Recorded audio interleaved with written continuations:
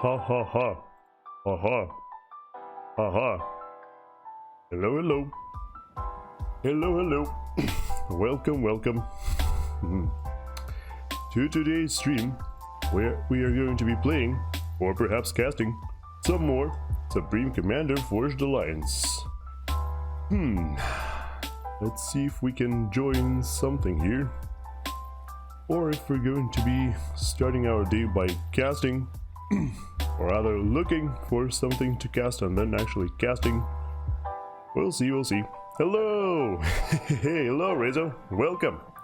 Great to see you here. I hope your evening is going great. Yeah, so hopefully today I'm going to be putting whatever I was explaining to you on Monday into practice, hopefully a little bit better than I did, then. We'll see though. Not everything on this game depends on my performance. Some of it could also depend on the performance of your teammates and your opponents.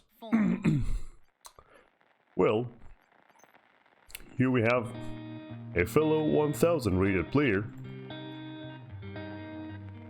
I got a little bit more games than I do. Let's see if everything is working correctly. Yes, indeed it is. Good.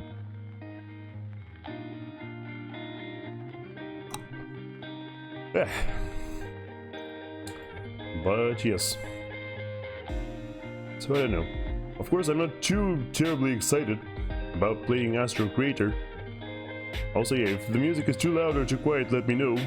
Because, like I've been saying many times before, everything sounds different for me.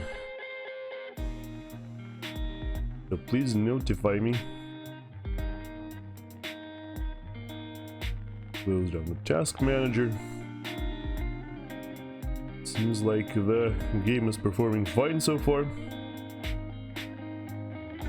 So that's cool.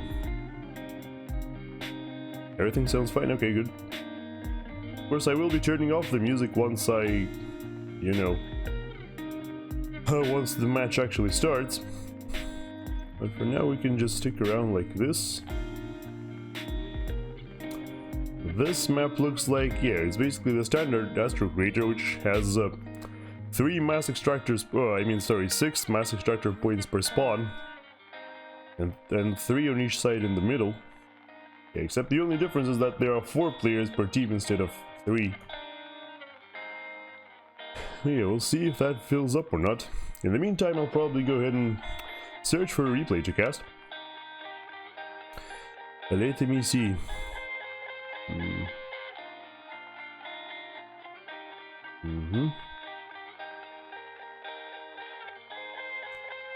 Is it? That's not too bad. Alright, so we need to search by game date from the October, I guess, of last year. Yeah, let's start with... Oh wait, not last year, this year, but yeah, let's start with 31st of October. Once again, the replay search feature on the... the replay feature on the search thingamajig of the replay search. The replay search feature is a little bit weird. Or out of the calendar that it's using, because it puts the start of the week at Sunday, which is highly unusual for me, at least. But I did figure it out. I was like, wait, am I in the wrong year?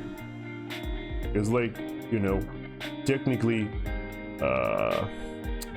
what is it called? Yeah, technically this year, the 31st of October was a Sunday, and I'm looking at it as like the first day of the week. Wait, what?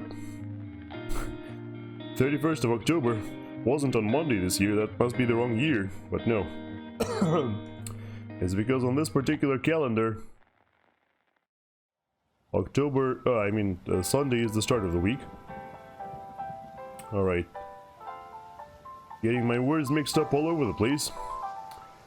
Which could possibly indicate that my coffee hasn't kicked in yet. Or alternatively, I didn't drink enough. Wait, what? Replay file not available. Oh, come on. Just found a really nice game to cast with like... It lasted like 40 minutes. And it says replay file not available. Well then, let's keep searching, I suppose. How's the lobby looking like in the meantime? Right, we're missing... Oh, we're actually only missing one person now. That's cool. Less than 1500. Except nothing is happening. Wow, there's like only one player in this 8-player lobby. It's really weird. 2v2, 1500 plus, that sounds good. 1500 plus lobby simulator. 9 minutes though. Nah.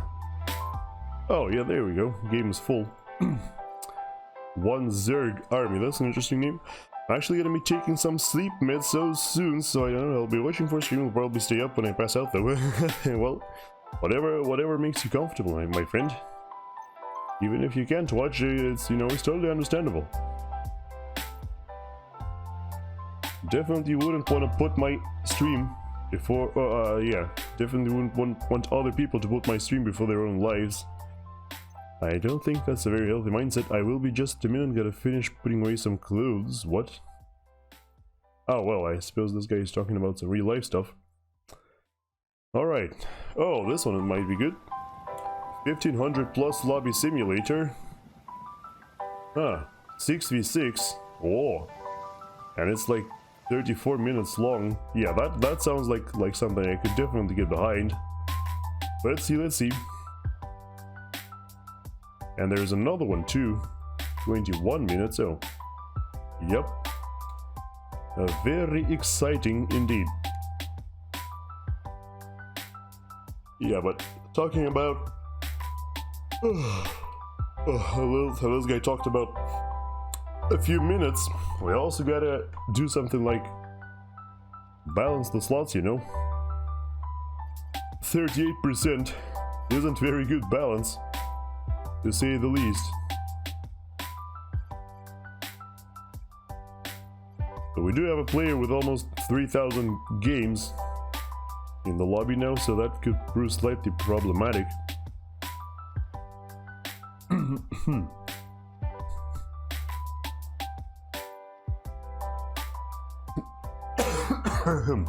Sorry.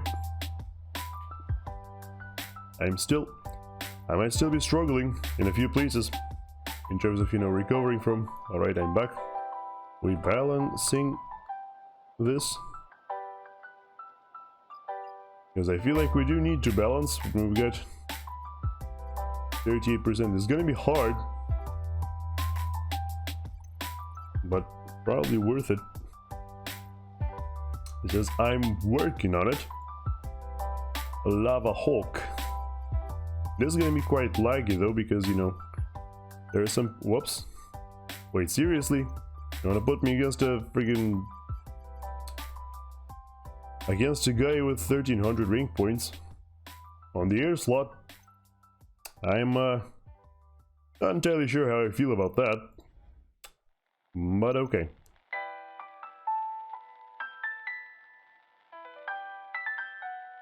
There we go. Oh, it's 91%. Oh yeah, that's actually pretty good.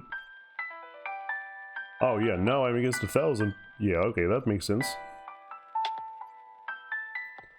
Actually makes a lot of sense. Alright, let's go.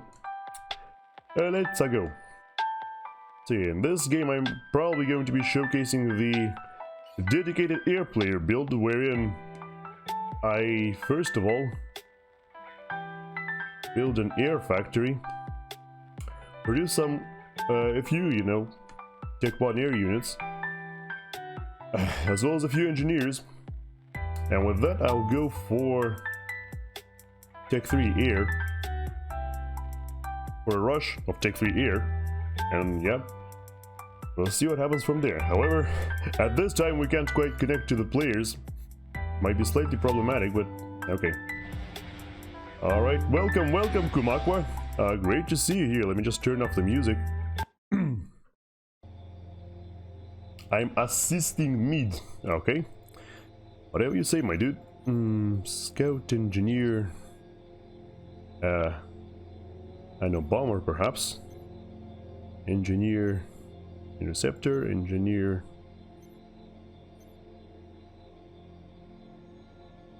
I think this feels good. Yeah, we don't need too many engineers. Maybe like this then. Right, I managed to build it in time before it actually... Before my commander went AFK. Hello Moscow, good to hear you don't sound sick anymore. Your butt really doesn't like me. Yeah, sorry. I should probably work on changing these lines sometime in the future. We'll see what we can do about that.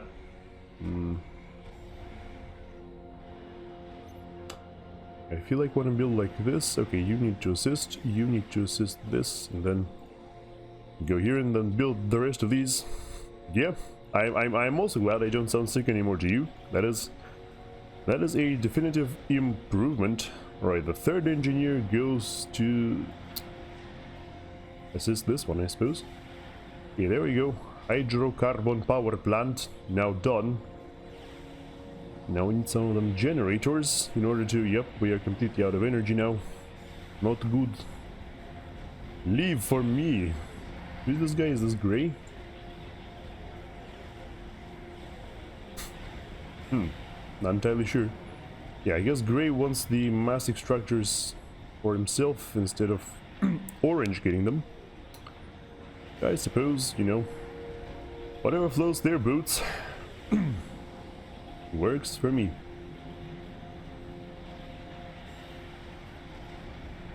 Right, we need to rush out the bomber. Hello? What are you doing? The commander just took a random like walk around town. Oh, and also yeah, okay, there we go. Bomber goes out. We'll see what we can target with that. But yeah, for now we need to start... Oh, my scout is already getting killed. Based on the music, I can tell. Let me see where... Let's kill these engineers actually, no, like this. So that we don't hit a wall on the way in. And then these, probably. I think that's gonna be good enough for now. Don't actually know if we can kill them, but whatever.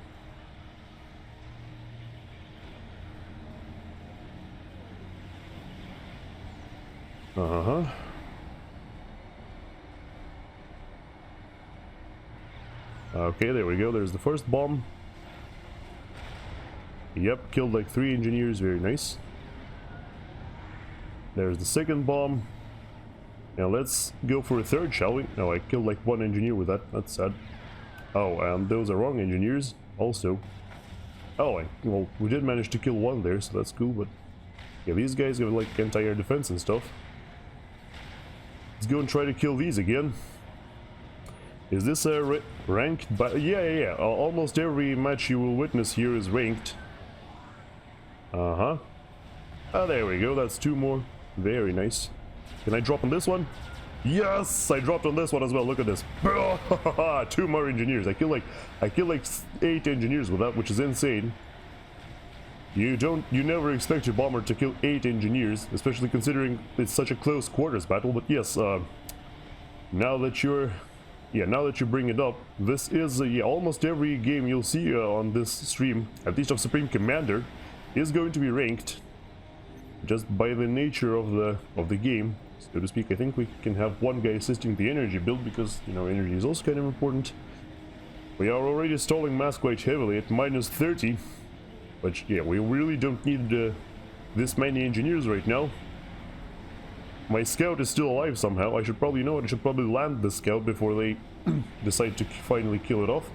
Yeah, when scout has landed, it still provides full radar coverage. So even though I won't be able to see the enemies, I will still be able to, you know, tell that they're there and that they're working on something, which is always nice. Alright, suddenly we aren't stalling mass as heavily as before. I feel like, yeah, these guys should actually be assisting the commander and not the engineer.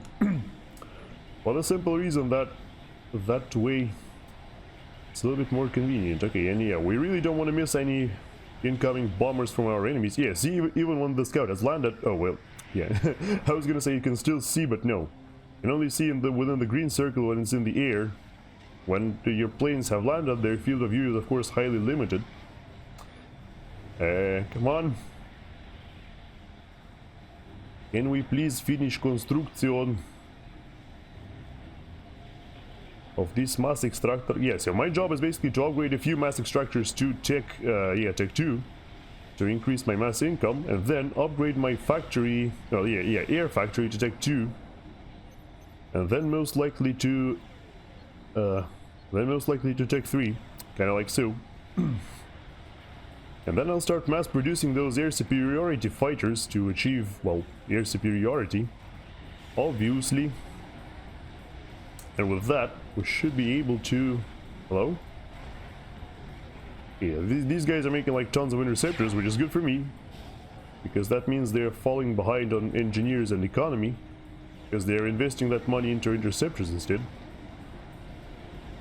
I get like 2 interceptors myself to guard the entrances in case they decide to go for bombers, which I don't think they will. This guy's Aeon, so he doesn't have, you know, those powerful Tech 2 bombers that could absolutely ruin my day. His factories are still... Yeah, the factory is still Tech 1. He even has a land factory dedicated to producing engineers, which I don't think that's the way you do it on Astro Crater. But whatever, maybe I don't know something. Look out, it's raging on engineers. Yep. That's right. Raging on engineers doesn't even begin to describe it. Yeah, like I said, this is highly unusual actually. Alright, so the commander should assist the extractor actually, and then go assist the factory. It's about time. Yeah, the interceptors are getting shot down by our air defense turrets, which this mid player has now constructed. They are... Okay, yeah, so... Technically our mid player is this guy. It's his job to, you know, defend the middle. But also, the gray guy decided to help him, and now has Tech 2 engineering suite, with which he can rapidly produce, you know, those point defense turrets to chase enemies away. It's really quite neat. Alright, yeah, here we go. So now, see, I've got enough mass income to, well, at least produce those extra engineers that I needed. Or I think I needed. This one can probably help these guys upgrade further.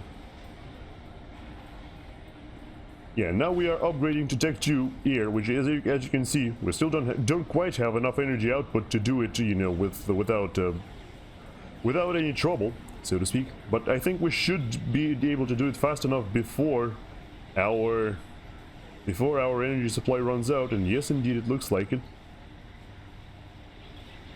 It looks like that's exactly what we have done. There we go, and yeah, now our energy is positive, which is even better. So yeah, then the commander will assist, get an assist order for the first Tech 2 engineer that comes out. Our allies are blowing up their own factories here. This is to make space for the factories, as well as have them... Yep, there we go. Alright, you go here and make me a couple Tech 2 power generators. Then... I don't know, I usually don't do that, but, you know, let's make one shield generator here and then go for the... Okay, you gotta walk towards it and help, my friend. Probably can walk to, like, up here, and that will be enough, I think. But it is enough for the first generator. Yeah, so the thing about air, you know, air units in general, is that air units take tons of energy to produce. Right, this guy will be assisting those extractors now. So what that does, if you build mass storage units, which is what's happening right now, if you build mass storage units around your mass extractors, that increases the output, the production output of those extractors. So it's a really important thing to do.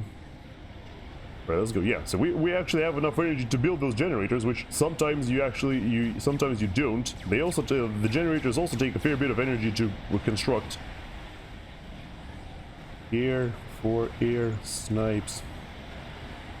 Actually, yeah, you know what? I should probably send them. Yeah, I've specifically made so many scouts so that I can send them in and immediately keep constant scouts sending them now.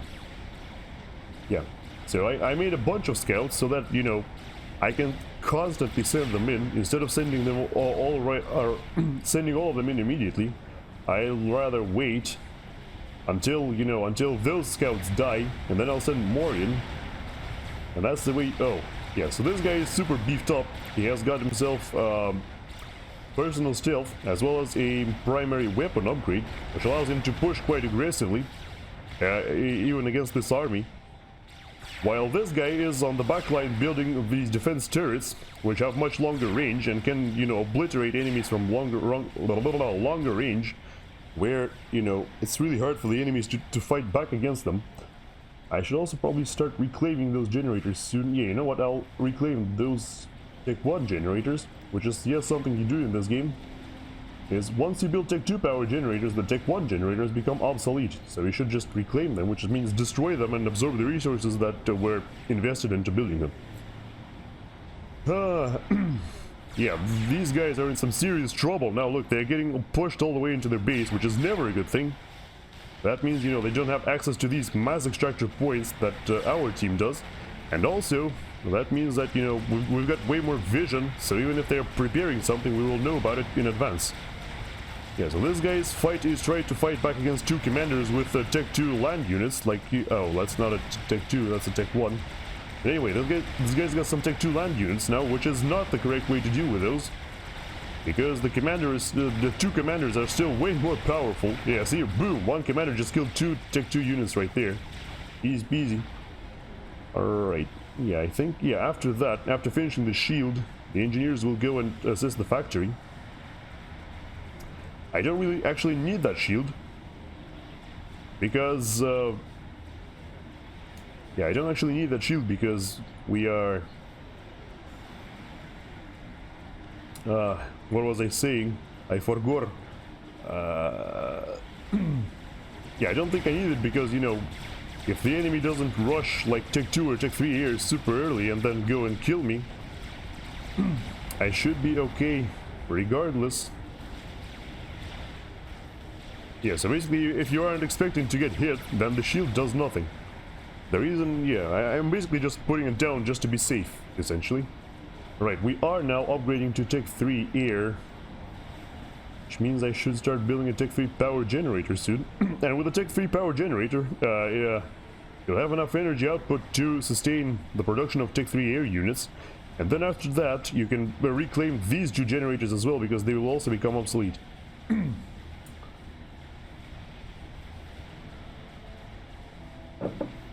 They have Tech 3 UEF. Oh, and they've also got Corsairs and stuff. Yeah. Those Corsairs could present a serious problem. I mean, of course... I can't beat that... Yeah, this guy is dead. Which is unfortunate. But you know, sometimes that's just what happens.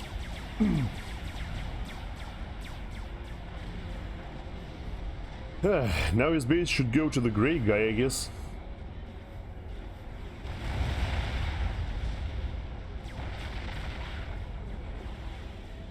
Alright, there's the engineer who shall now build us some Tech 3 Air.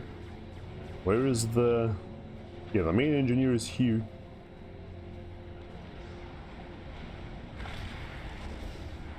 I don't have enough build power. What?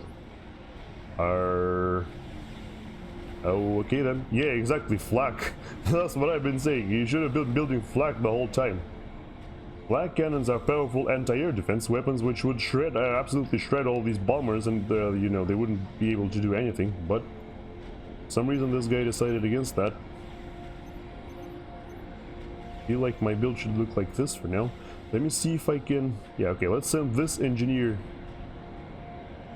through here and claim these two mass extractors.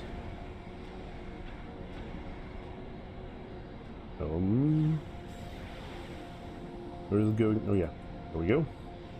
Right, yeah, so with that Tech 3 power generator, I also got a Tech 3 scout. Yep, there we go, Tech 3 scout. Very nice. They've built like a ton of turrets too. Which won't serve them too well because, you know, these turrets are... Of course, they invested a whole bunch of resources into these. What are you? Yeah, you're actually gonna help this guy. Right, where is the main engineer? Oh, right here, yeah. Yeah, okay, you will then help the factory. Yeah, so then what we'll do is produce a strategic bomber, which will then go ahead and bomb probably this guy or this guy, maybe both. But first we need to finish that generator so our energy gets to acceptable levels. Vomit at acceptable levels. I wonder if anyone will catch that reference.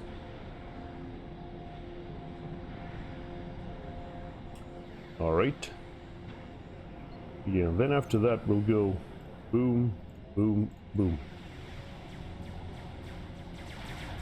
At least you can steal those resources nodes and you do... Your dead ally... Yeah, exactly. That's exactly what we're doing right now. This guy is still refusing to build flak for some reason. Like, a single flak cannon, like I said before, will get rid of all of these bombers. Okay, let's go. There's my thingamabob. I think I'll bomb here first because I don't see any...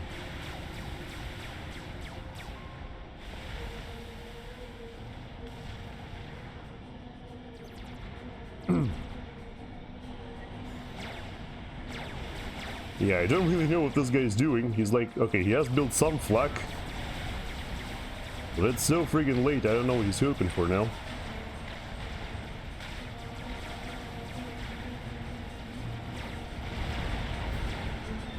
Alright, that was a very nice bomb. My bomber is out of bounds. No. Oh well, yeah. Okay, my bomber has died. Did his job though.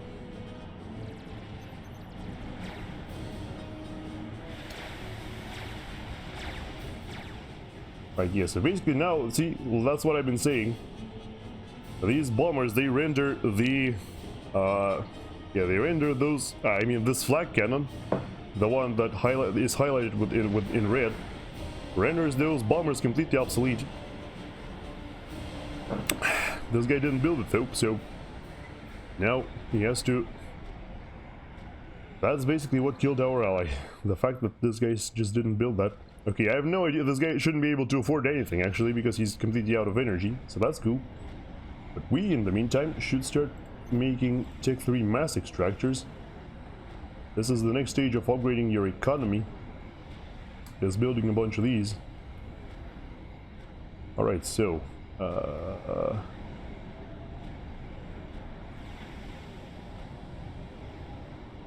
Okay, cool. So this is another, yeah, this is another Tech 3 engineer. I should send it to that probably. Oh yeah, these guys can now assist.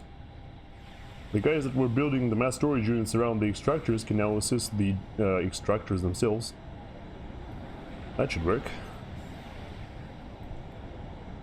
Yeah, unfortunately I wanted to drop like one more bomb on this one, because that would, you know, destroy another power generator and, you know, drain their power supplies even further. But yeah, I guess that's not gonna happen for now. Okay, there's the first scout and some fighters out from... Yeah, okay, so they have got multiple scouts and fighters. Ah, that's a shame. Well, I should still be able to see when it falls down, though. Nope. Never mind.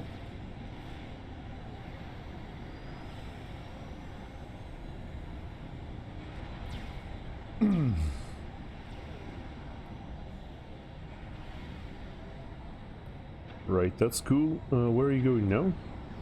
Oh yeah, it's going to reclaim the other generator. I should probably assist these afterwards. You are attacking. No, you should be going here. Right, oh yeah, these guys have finished the storage units, so I can actually queue up some more now. Storage units are really important because, you know, energy, the flow of energy is a little bit harder to control in comparison to the flow of mass. So if you've got too much, you know, you haven't got enough energy to work with, you can easily just be in a situation, find yourself in a situation where... sorry, if you're spending too much energy, you can easily find yourself in a situation where you'll be, you know, completely out of energy for a very long time, which is really bad, because being out of energy... Then build a shield here, I guess. And since this guy isn't occupying the Hydro, I'll also build that. Yeah, when you're out of energy, first of all, your radars and shields stop working. And second, your mass, the output of your mass extractors will also be reduced. So it's stalling power is a lot worse than stalling mass.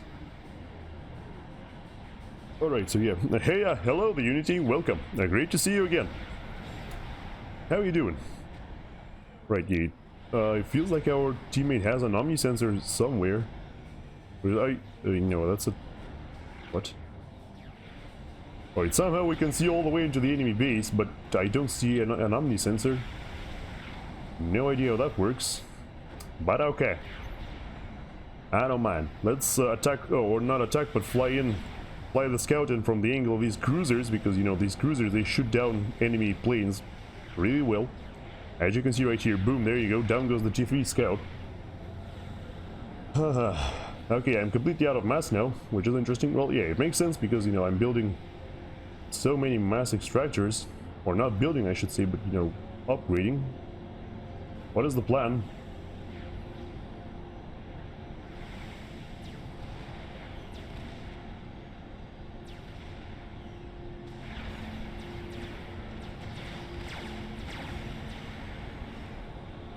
Right. Right, there's another engineer. Probably go and assist the factory as well.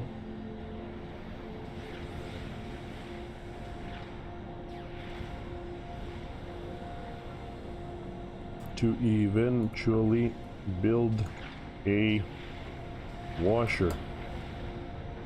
Yeah, so a washer, for those of you who don't know, washer is the loving way the community calls the experimental bomber of the Seraphim, which is, the full name is Awasa, because, you know, everything Seraphim is has, you know, alien names to it. This engineer can probably go and assist. Yeah, and I'm also not being the most efficient in terms of actually upgrading these. You can actually save some mass.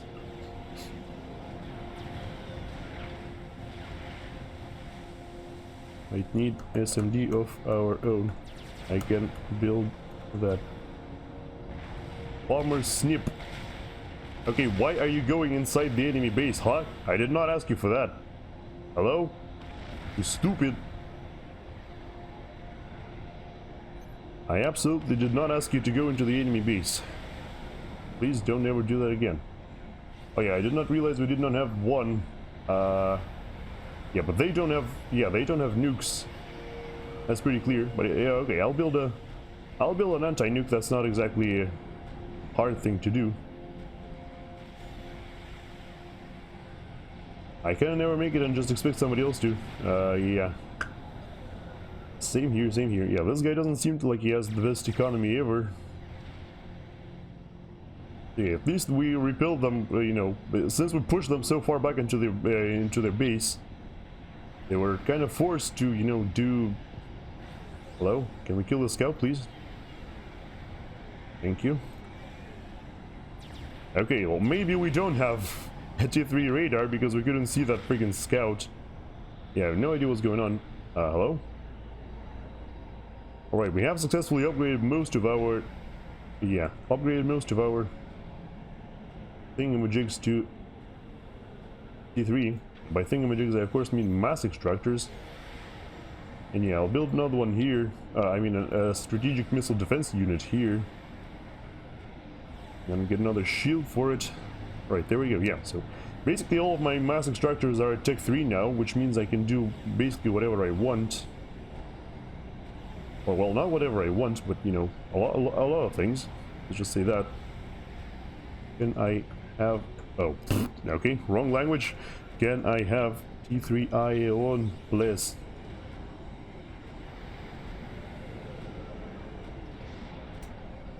Right, the enemy scouts still keep flying past somehow. Right, let's build a Tech 3 radar right here. And then we'll see what else we can do. Oh, yep, there we go. There's my Tech 3 Aeon. So the reason I'm asking for that is because that will allow me to upgrade my economy even further by building this wonderful quantum gateway right here. So what the quantum gateway does is it, I think at this point I can send all these Tech 1 engineers to assist this factory. Yeah, okay, so what the quantum gateway does allows you to do is to produce additional units that enhance your economy even further. They are called support commanders or support armored command units if you want to get really pedantic. Bombers, snipes, yeah, of course, of course. Excuse you? Someone just did a random pause. Oh yeah, Tech 3 engineers can now repair this and assist the commander. The commander shall be... oh, whoops. Well, okay, whatever, that's not that bad. What is happening, though? I keep hearing, like, random explosion noises, but I'm not entirely sure what's making them. Yeah, now the Tech 3 engineers will assist the commander. Well, Tech 3 engineers, assist the commander, please. Thank you. On second thought, I'm losing a lot of energy from that, so I probably shouldn't. Okay, you go here and assist this thing. Oh, I am really losing a lot of mass here, aren't I? Sorry, not losing a lot of mass, but like... well? Can you stop trying to torpedo bomb these? It's not doing anything, you know? Oh, God! What happened? Why am I suddenly so far ahead on... hello? Okay, whatever. Apparently my... oh, my mass is through the roof, but my... okay, never mind. Now my energy is gone and mass is also gone. What else can we build though? Let's build... we need to build a power generator, that's what. Is our... yeah. Is our energy so screwed? Yeah, then we'll build these things. These are used for enhancing our economy a little bit further. Can we please be done with this already? Right, here we go. So now these Tech 3 engineers should probably be assisting the commander. Sorry, the air factory, right?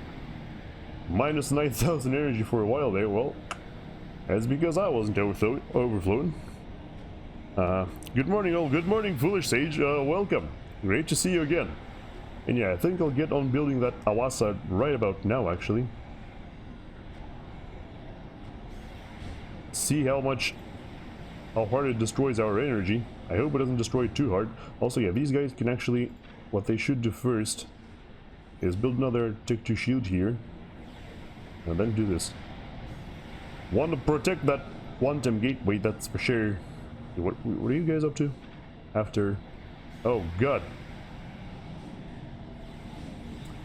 It would seem as though I also don't quite have the build power for... okay, you know what? All of you guys go and help build this, because I'm about to overflow mass here, which is something you should never ever do. Oh, whoa, whoa, the commander is... what?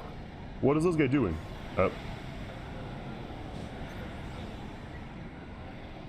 Attack! He wants to drop his commander. Well, that was reckless.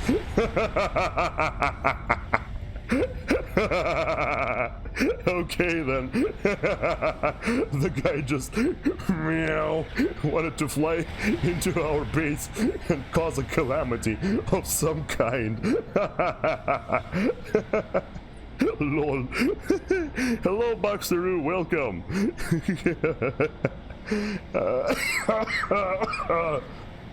You were gonna launch a fat boy at me, you mean Billy? You mean Billy? Oh, wrong chat. You mean Billy? Would it actually fly over a wall? No. Are these... oh, yeah, these are allied fighters. Okay, cool. Okay, we actually need more engineers assisting the ASMD. Now this guy can probably go and assist this. Okay, why am I... what is happening? Why... we're still gaining massive in the... okay, whatever. I have the angle. Okay. I'll try it to someday. Oh, he disconnected. To easily see the nuke, it's called strategic icons. That's pretty much it. There is no like other name to it. Or try to bomb once the snipe is ready.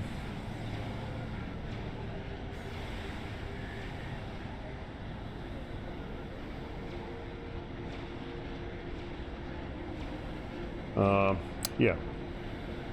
Probably the one with the best eco, I would imagine. Yeah, like right.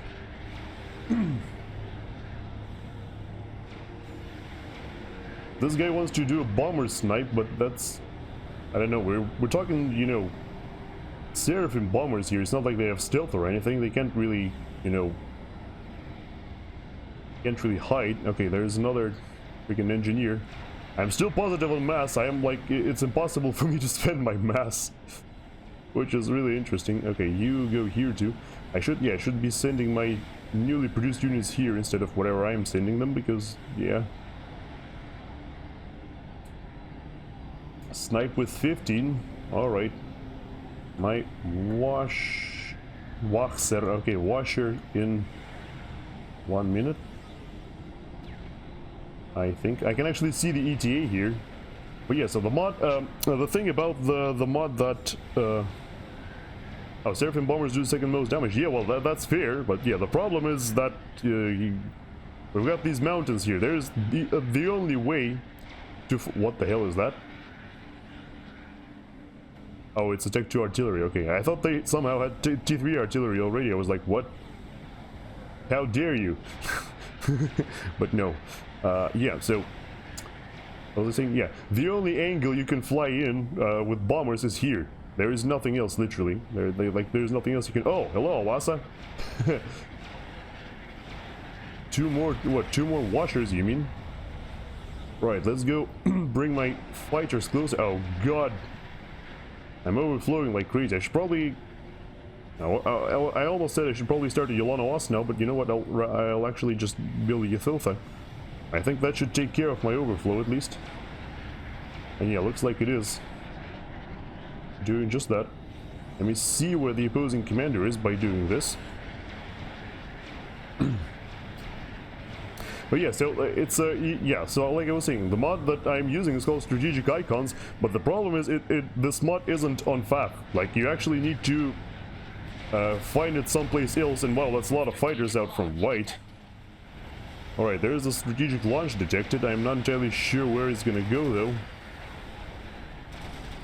Don't think that matters too much though.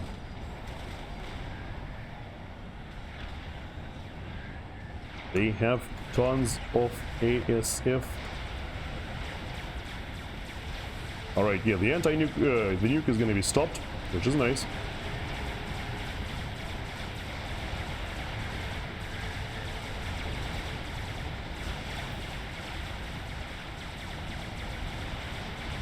Oh no. Oh wait. Okay, so they are attacking my Awasa, but not the... okay. Oh, there we go. That was nice. Wait, who died? Oh. Everyone died, okay then. Okay, I think my Awasa is gonna die as well though, or not, I don't know. Actually, it's taking damage pretty well, it's gonna survive. Well, I don't know. The jury is still out. Come on, Awasa. Do it, Awasa. It got veterans immediately. That's cool. Oh, yeah, and of course, there goes the last... yeah, okay, whatever. Let's just bomb here. I'll straight up just fly the fighters through here. Yeah, this bomb right here will be the end of the... yep, there we go. Awasa manages to survive that somehow. GG. Yeah, the game was kind of one-sided, which is really weird when you think about it, because, you know, it was like 91% balance, but yeah. So, yes, we have won this game of Astro Crater in Supreme Commander Forged Alliance. Played in the Forged Alliance Forever client. TM. Well, I'm actually not sure if it's a TM or not, I can't actually say that, but yeah. Oh, would you look at that, I'm the first in resources and... score. Well, yeah, I guess I would be the first one in score because like I killed like 2 people with that washer. But yeah, Awasa is awesome. I used to always underestimate that because, you know, it lacks like the consistent damage of the Tsar, for example. But no, it's actually pretty awesome because yeah, you saw it right there. It drops 1 bomb and then Can you join me? Well, yes, I mean, you can. I'm not, you see, I don't usually host games. I look for one to join myself. So if you fit the criteria of the lobby that I am joining, then of course you can do it as well. For now, though... Oh, hello. For now, though, I wanted to do one cast. Like, you know, I haven't casted a game for a while. I haven't streamed for a while and haven't cast a game for a while. So yeah, I wanted to... MB, what? What's up? What's wrong? Sorry, I didn't quite catch that. I need to get my sanity sleep, have a good stream. Yeah, no problem. I'm always happy to see you here, and I hope to see you again soon. Get well rested, get, you know, all that sleep you need, and then knock 'em dead on the next day. I'll definitely be looking forward to talking with you again. Sanity is overrated, right? Yeah, but now I meant to friend you. Ah, oh, okay, I see. Yeah, that's fine, you can still do that. I don't mind. Although I'm pretty sure in this case, friend invitations are one-sided, like you only need to do it from your side, and then, yeah, and then it will appear, you know, the other person will appear as your friend even if they haven't accepted it or whatever. I think that's how it works, I'm not entirely sure. I have never been sent a friend request or anything like that on FAF, so I wouldn't know. But anyway, yeah, so let's go and...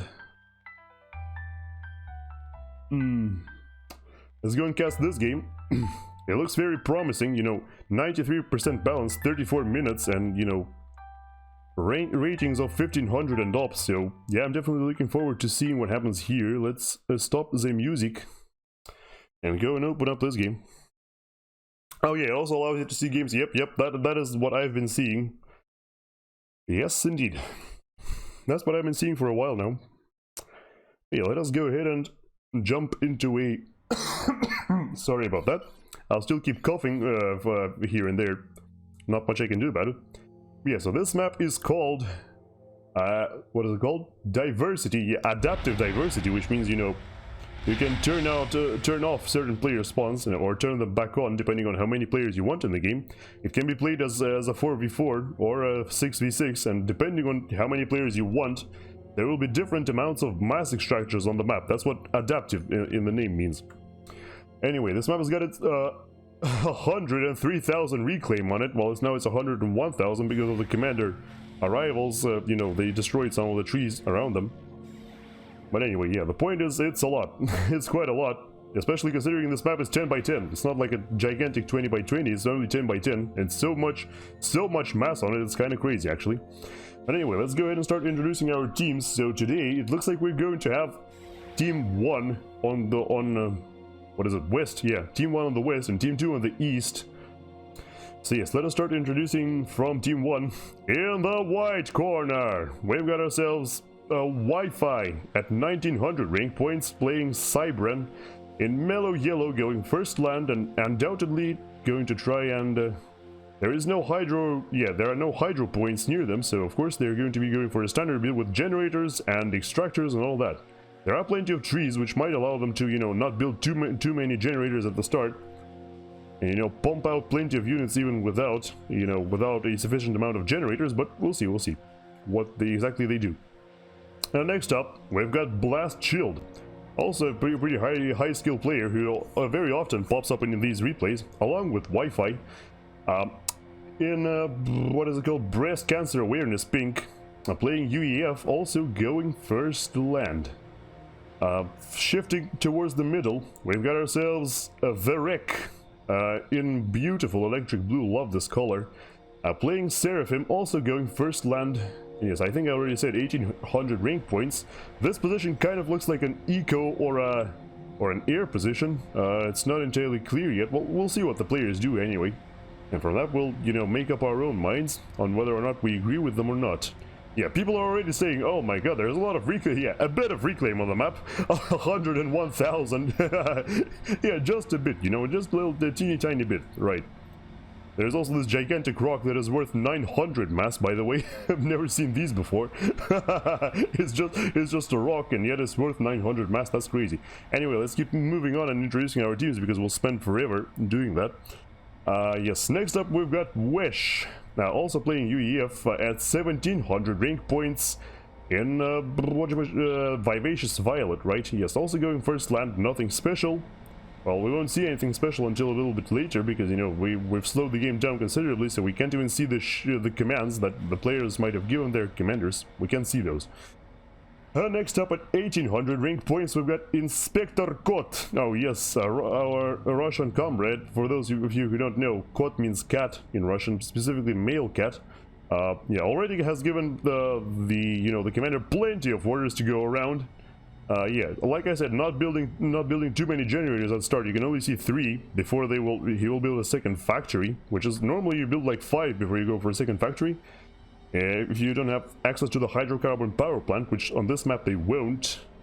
But yeah, so in Burgundy Red at 1800 rank points, and this is our first Aeon player of the day. And it looks like it's also the only Aeon player on Team 1. So yeah, if Willow's Duality was here, oh wait, never mind, Willow's Duality has successfully betrayed Aeon for UEF. Rest in peace, another Aeon caster. Or should I say another traitor? Anyway, last but not least, for Team 1 we've got ourselves, who's this? Oh yeah, FtX Commando at 1700 rank points. Also playing UEF in Pontiff White, also love this color as well. Going first land, and then immediately for a second land factory. Not even generators, just boom, another land factory, instantly. I guess he thinks that, you know, this reclaim from the trees will be enough to sustain building 2 factories at the start. We'll see how correct he is on that one. There are actually hydrocarbon power plant points on this map, but they're so far away from the starting spawns that rushing them is probably a bad idea. You'll spend a lot of time just walking, while in the early game you need to be building constantly. Sorry about that. Imagine if you could reclaim entire obstacles in FAF. Oh yeah, that would be absolutely brilliant, but probably slightly broken, you know. That's the thing about FAF, like, you know, Supreme Commander in general. The second resource, the more valuable, precious resource is called mass, which kind of makes no sense, because everything you see around you has mass, right? Like, it's not just the rocks that have mass, the trees have it, the earth has it, the water has it, so like, yeah, the name mass kind of makes no sense. So I hope when they, you know, when Sanctuary comes out and becomes playable, it's actually called metal in there, because at least that makes, you know, that makes a lick of sense at least. Unlike just calling it mass and calling it a day. But anyway, in the green corner, on Team 2, we've got ourselves, who's this? Stoned Elf, perfect name, love it. Playing Seraphim in baby pink. Going first land and then some generators, and then yeah, see, this guy is building 5 generators before the first land factory. That's exactly what I was talking about. Next up, although it should be noted that this player is slightly lower rank, actually the lowest possible rank of this game, so maybe that's why they're going for a more standard build instead of a more creative one. We'll see about that. Next up, we've got his teammate Kavat, also playing Seraphim at 1800 rank points in lurid green, going first land and then second air. I think this is our first second air player of the day, at least from what I can see. Could be mistaken, we'll see about that. Third, we've got Juraj, another greenish color, except this one is called Cyanide Cyan, I believe. That's what Guile calls it. Playing Cybran at 1500 rank points, also going first land and then just going for a bunch of mass extractors, and it's not entirely clear what factory they will pick next. Or he will pick next, I'm not entirely sure. And next up we've got Jenstad at also 1500 rank points, also playing Cybran, also going first land, and also not having queued up another factory just yet. We'll see, yeah, we'll see what this player brings out later. We will see it very soon. Alright, moving on, further southwards we've got Knightley at 1800 rank points playing Aeon in Dijon yellow. And this guy is actually not planning to build any more factories with the commander, but instead solely going for mass extractors and generators, so you can see a great build diversity already. I am quite impressed with, you know, it hasn't even been a minute of in-game time yet, and already we see so much diversity. It's kind of awesome. And last but not least, actually the star player of this match we've got right here, the Wheelie, at 2400 rank points, which is why all of his teammates are a little bit lower on the rank side of things. Yes, playing Aeon in Spetsnaz green, and also, like the guy on the other team, I don't remember who it was at this point, going first land and immediately second land without even any generators or extractors. That's like we've been saying before, these guys probably know something before because they're like the highest rank on their respective teams. Well, Commando isn't, but the Wheelie is the highest rank in the game, and he's doing the exact same thing. Anyway, let's speed up the game slightly, see what our players come up with. I can't wait to see the first engagements. This map does feature some, some water, which, might prompt you to build some navy, but the thing is, the reach of this navy isn't exactly spectacular, I feel like, yeah, if you win navy and then you try to build a battleship or even a torrent class missile ship, you will probably just reach like around here. You will reach these bases at most, and you won't be able to reach any other bases down here or down here. I could be wrong though, because I always underestimate the range of torrents as well as their missile output and always get punished for it, but we'll see. Yeah, so we've got people going all over the map with their engineers reclaiming stuff. Sorry about that.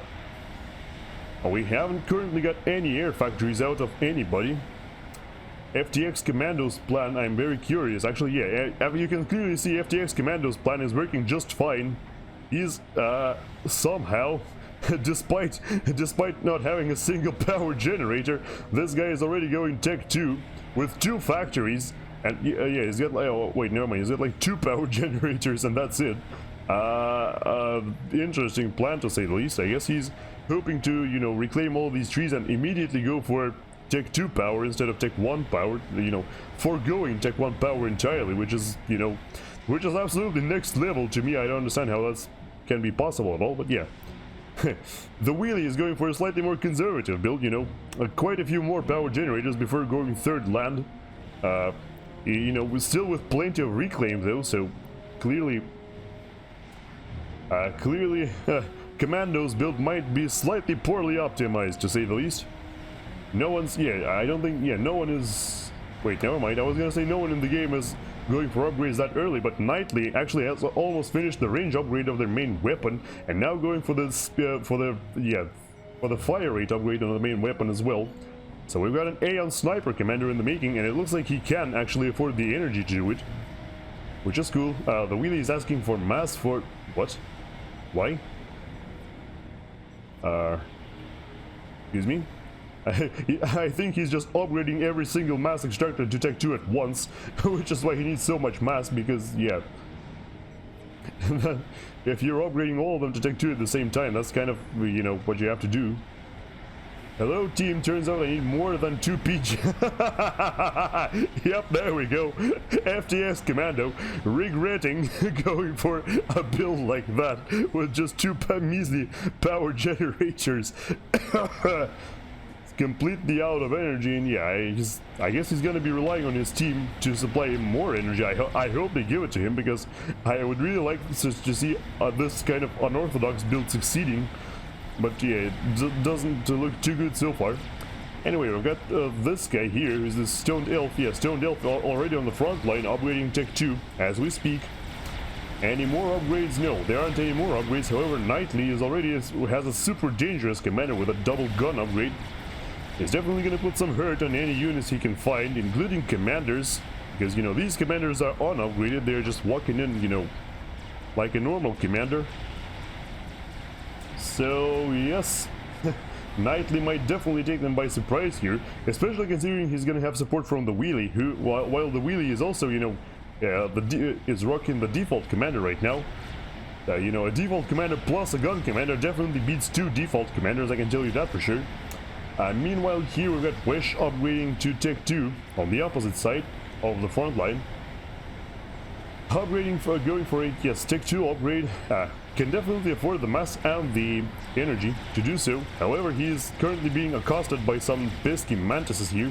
I don't think they will succeed because, there are only 2 mantises. You can't really do anything against a commander with that. But if they pause, yeah, there we go. If they pause a little bit and they don't run into the commander, they can then proceed to kill some engineers.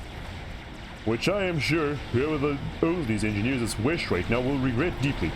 Anyway, we've got pink versus pink on the northern side of the map. Except here, Stone Elf has already constructed some Tech 2 point defense turrets, while while Blast's commander is completely unupgraded and is walking straight into that point defense turret. Oh no, he's gonna take some serious damage. Unless he dives into the water immediately. Yeah, he's trying to overcharge the turret, but actually didn't do that. Maybe he wasn't trying to overcharge the turret. I can't actually say what commands his commander has been given, but he's immediately stepping into the pond and going for a gun upgrade, which, yeah, whilst he's underwater, he can't be targeted by most ground-based weaponry. So this pond provides a very nice opportunity to hide in a pinch.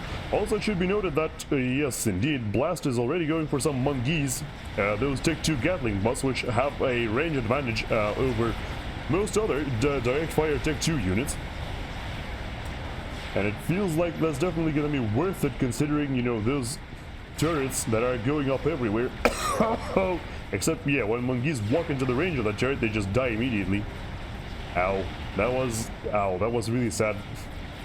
Those Mungees just fired like 2 shots on them, and that's that, they were gone. The wreck not rocking any upgrades so far. Wish successfully managing to finish his Tech 2, but just standing there doing nothing for now. Inspector also just kind of walking around, wandering aimlessly, while here we've got ourselves, oh yeah, Commando pushing against Nightly.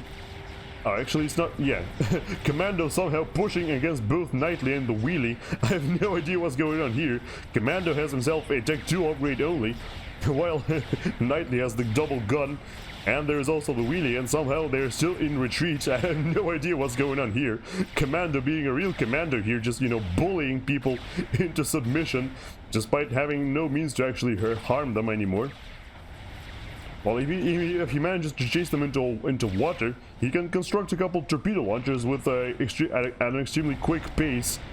And then with those torpedo launchers, he may put some additional hurt on those 2 commanders. It won't be lethal though. It definitely won't kill them.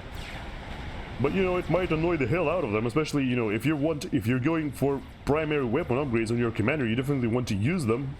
But if you have no health, you won't be able to use them. So, I guess that's what Commando is going for here. Just bully the commander of Nightly in particular into submission to make sure Nightly can't, you know, do him any more harm. We've got our major land engagements already with Tech 2 land. On either side. Yes, on the Wheelie side we've got these Asylum mobile shield generators, which provide some extra additional health to your army and protect them very well from long-range attacks. On the other side we've got Blaze tanks, which are excellent at eliminating opposing Tech 1 units. However, there are also Blaze tanks on this side, so these armies are evenly matched for now. Besides the fact that there are, you know, 2 commanders on the side of Team 2, but only 1 commander on the side of Team 1. Meanwhile, here we've got Jenstad coming out with 2 upgrades on his commander.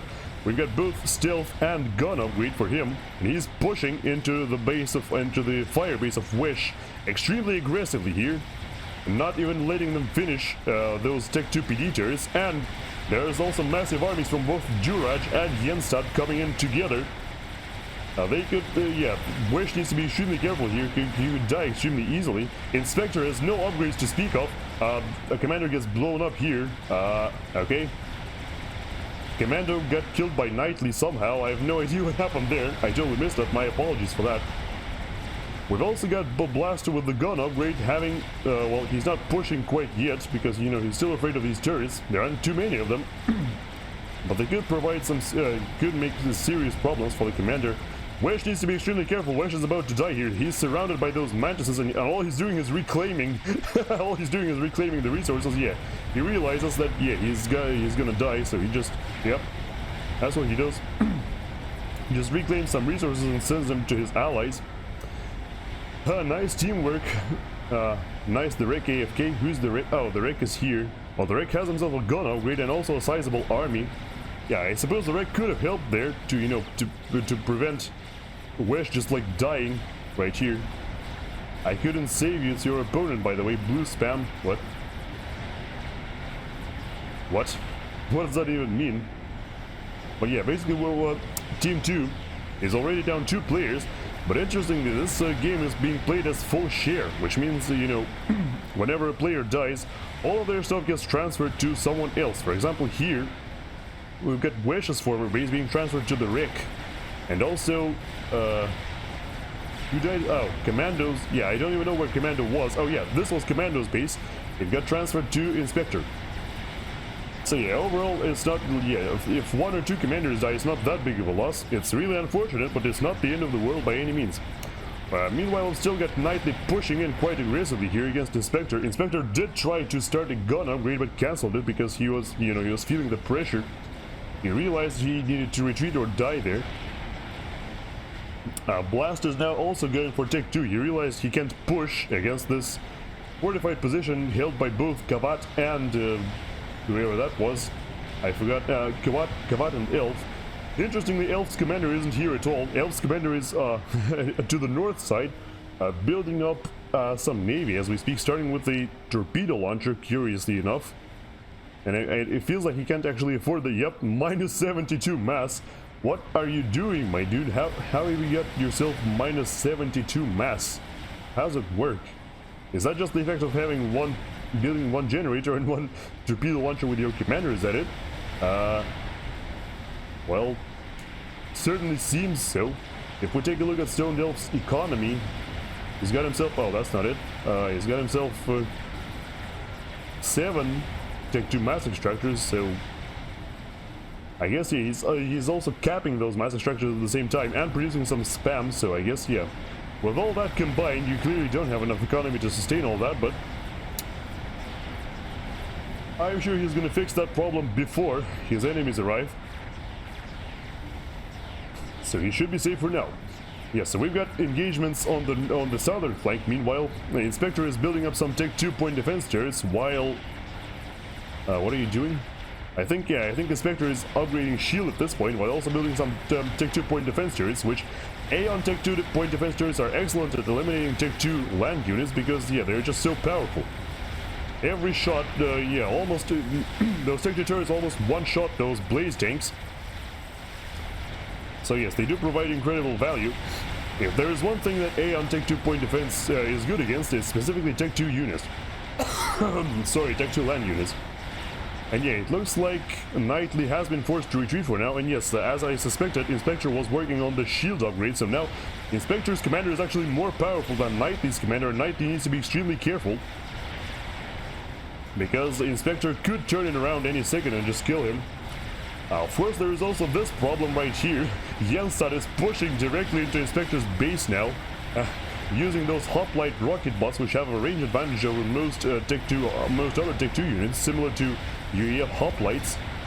There are, of course, plenty more Tech 2 point defense turrets here.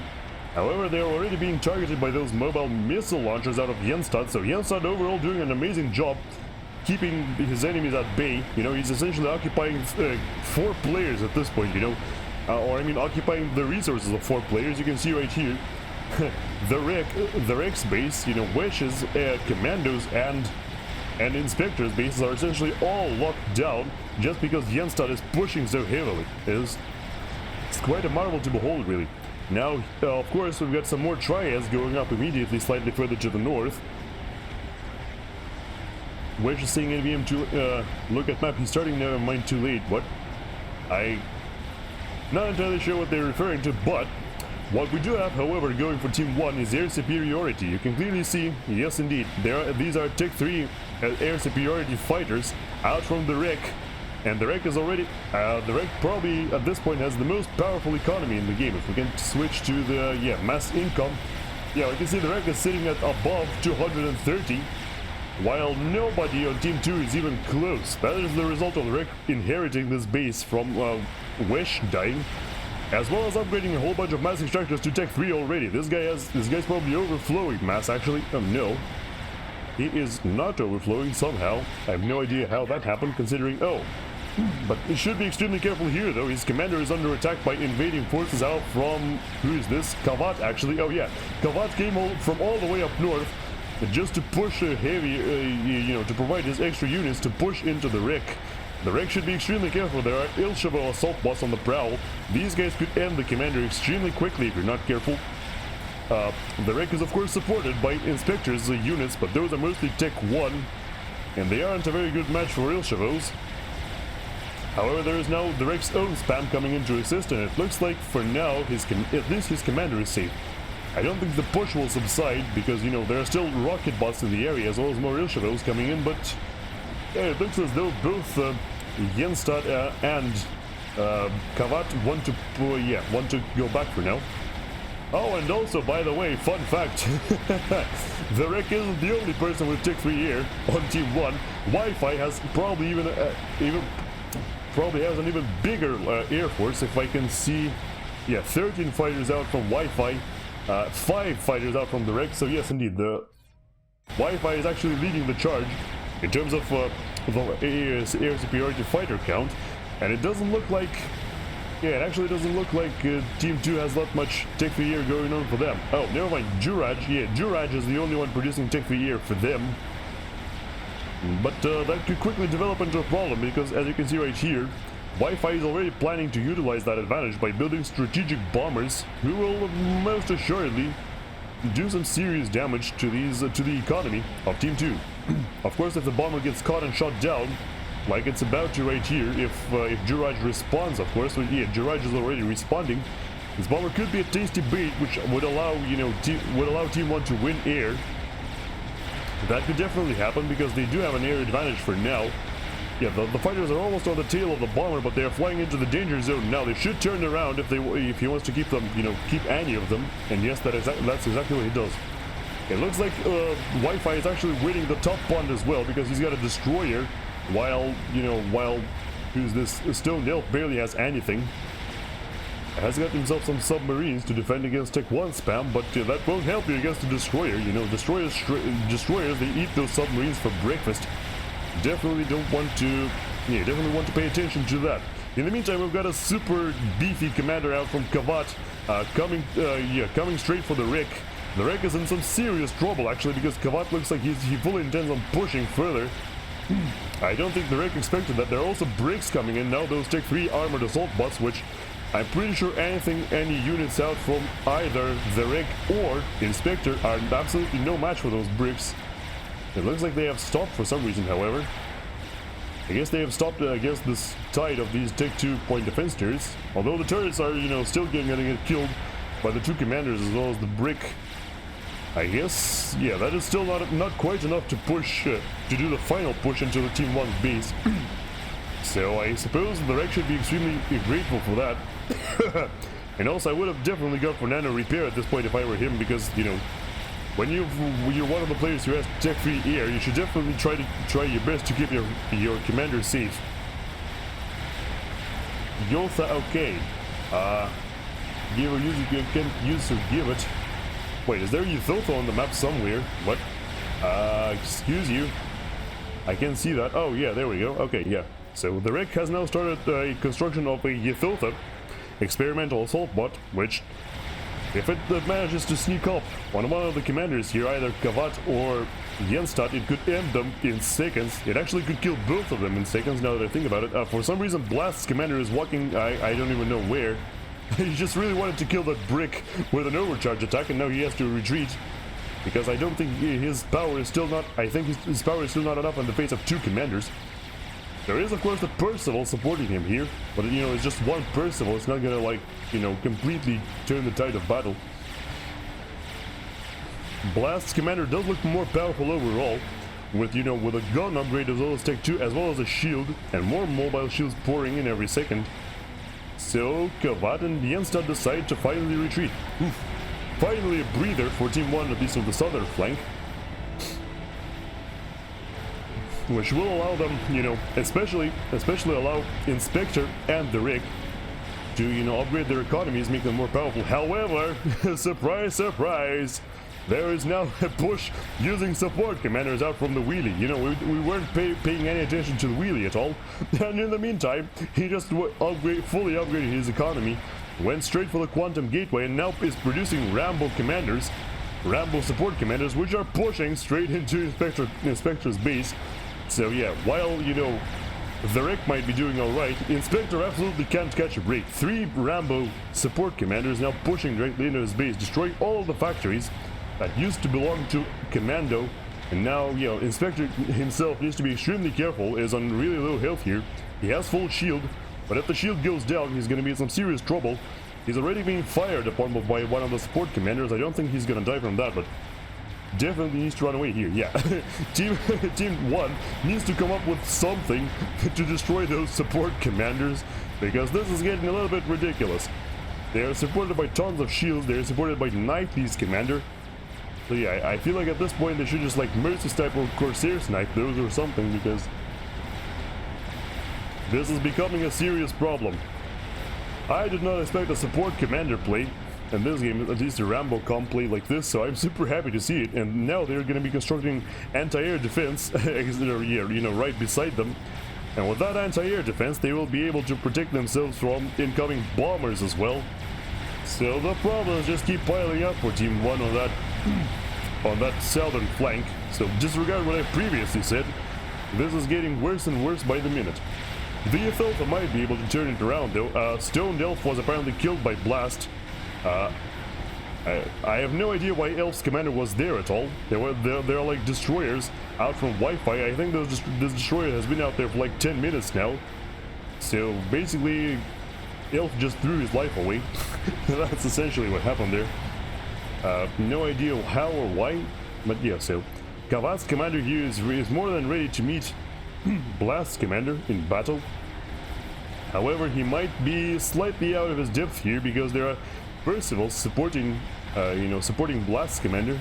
And those awesome Tech 3 tanks of the Seraphim are no match for the Percivals. They get killed by them extremely easily. And there are also destroyers who outrange everything vastly. Look at this range of the destroyer. It can actually fire upon the Jenstad's commander right now. Kavat's commander, which it's doing already. Of course, it's pointless because, you know, the commander has nano repair. One destroyer can't kill it. Those Tech 3 gunships out from Juraj, however, are proving to be a serious problem for Blast's forces right now. They're actually they are pushing the Percivals back into the water.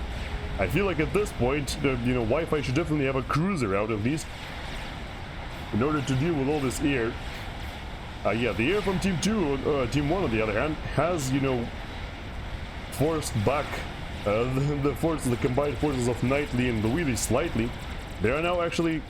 oh, there is now Wi-Fi's commander in the area, and that commander has got himself a gun upgrade, a heavy microwave laser, and a cloaking upgrade. So if we switch to Team 2's perspective here, they can't see that commander. Well, they can see something, but they have no idea what that is. Yeah, this commander is extremely dangerous. Oh, sorry, they actually can't see it. Yep, you're right there. You see, the commander is standing right there, but they can't see it. That's what Cloak does. You can only see it with this commander with something that has Omni sensor. And they don't have it. If Kavat dies... oh yeah, Kavat gets killed by the Theta, which, by the way, I have no idea why or how this was allowed to happen, but the Theta walked all the way from here, all the way into Kavat's base and killed him. I don't know how that's possible, but yes, that actually happened. And now, yes, Kavat's base is gonna get destroyed. The Theta is gonna get destroyed. It will never be finished. That Kavat was trying to build.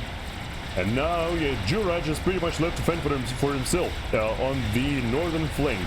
Of course, he can do it because he has the power of 2 bases behind him now. I'm fairly certain he's going to be happy about this newfound mass income as long as he can use it. So far, he's not using it too well, plus 175 mass. However, it does seem like they've won air. Yeah, it looks like the air from both Wi-Fi and the Rick was destroyed somehow by Juraj alone, which is quite impressive. I guess it also kind of makes sense because, yeah, both Juraj and the Rick are also doing... both Wi-Fi and the Rick are also doing other things in the meantime. Wi-Fi's commander is still walking in, still destroying everybody. Has to be kind of careful, though. If those gunships from Juraj were to suddenly fly into here, they could kill Wi-Fi's commander easily. So, yeah, don't want to lose that unit, that's for sure. Knightly's commander needs to be extremely careful. They're walking dangerously close to Wi-Fi's commander, which, yeah, this heavy microwave laser is installed on Wi-Fi. It does 4,000 damage per second, so it will kill Knightly in approximately... let me actually count that for you real quick here. So Knightly has a total of 1,500, so... sorry, 15,000, 25,000, so it's 40,000 health. So, well, yeah, it's actually a pretty easy calculation. Wi-Fi can kill Knightly in 10 seconds, as long as he's allowed to get close, which is not happening so far. I'm pretty sure. Yep, see, those support commanders out from the relay actually outranged Wi-Fi's commander, so he can't walk too close without losing half of his health. So he also needs to be careful. Yes, indeed. There is now a Monkey Lord out from Jenstad on the right flank. I don't think this Monkey Lord alone will be enough, though. The Theta did get killed, of course, but not before destroying Kavat's entire base. Of course, the whalers, those gunships out from Juraj, are now given completely free rein because there is nothing to stop them. There are more fighters now coming out from Wi-Fi, so those could help matters, but oh, look, Wi-Fi suddenly turns around on those support commanders and is now pursuing them. Wi-Fi could still get some veterans, by the way. He's only a 3-star veteran. He could, yeah, yep, there we go. One support commander goes down. Wi-Fi gets another star rank of vet immediately. Still needs to be careful though, because you know those are Rambo support commanders. They hurt like hell. So yeah, it's kind of a stalemate for now. But now that one of those support commanders has been killed, you know, they could try to reclaim it. At least I'm sure they would be happy about that. There is also Rambo support commander out from Inspector in the area now. So at least Wi-Fi isn't completely alone. Hey, how are you doing? Glad to see you again. Your voice is back as soon as I mute my phone, but hope getting well. Yes, I am. Yeah, my voice is much better. Still coughing as I say that, but it really is a lot better. So yeah, I'm doing all right. Thank you for stopping by, Willow One, dude. Your presence is always appreciated. All right, yeah, it looks like all of the whalers out from Juraj actually were killed somewhere along the lines by the fighters that flew in from Wi-Fi. The Monkey Lord, however, is still pushing, so probably want to take your troops away from that, because yeah, currently there isn't much in ways of countering that Monkey Lord. It looks like Wi-Fi is producing a ton of Corsair Tech 2 fighter bombers, which will surely, you know, in large enough numbers they can destroy this Monkey Lord in just one bombing run, which I'm assuming is what Wi-Fi is aiming for. This is not enough to kill the Monkey Lord. This is definitely not enough. That will take like, you know, that will take like 4 passes. Well, 3 passes actually. Unless, of course, the fighters from Juraj fly in and try to kill this to protect the Monkey Lord. I don't think they will, though, because, you know, it's extremely dangerous here to fly your fighters. To fly your fighters when you've already lost air. But, yes. There's also artillery pieces which are actually shooting the mobile anti-air defense that Jenstad himself has brought to bear. Jenstad is coming out with another experimental unit. It's actually a megalith, which is going to be much more of a serious problem than a Monkey Lord would be. Monkey Lord is almost dead, however, it looks like, yeah, it looks like Wi-Fi has run out of Corsairs. So the Monkey Lord will survive now. What it can do now is just crawl back into the base of Jenstad and you know, get self-destruct there and get reclaimed. So that at least, you know, the wreckage of the Monkey Lord will not be, you know, violated by the enemies. In the meantime, Blast Underwater is going for some good old-fashioned Tech 3 engineering suite. Yep. So nothing special. Blast has also built an experimental unit. I wonder what that is. Oh, it's a Fat Boy. Alright, well, a Fat Boy is a decent counter against both a Monkey Lord and a Megalith because it outranges them. As long as you can see them, you can, you know, put some serious hurt on them without them being able to close the distance. His Tech 3 is almost complete. That doesn't really matter, though, because he's, you know, he's not really going to do anything with it. There's another air engagement. It's a really small one, though, because, you know, both teams have exhausted their fighter supply by now. It looks like Wi-Fi has won that engagement, though, so yeah, now Juraj will be sitting around for a while without any air. In the meantime, though, the wheelie has completely taken over Inspector and Commando's former base.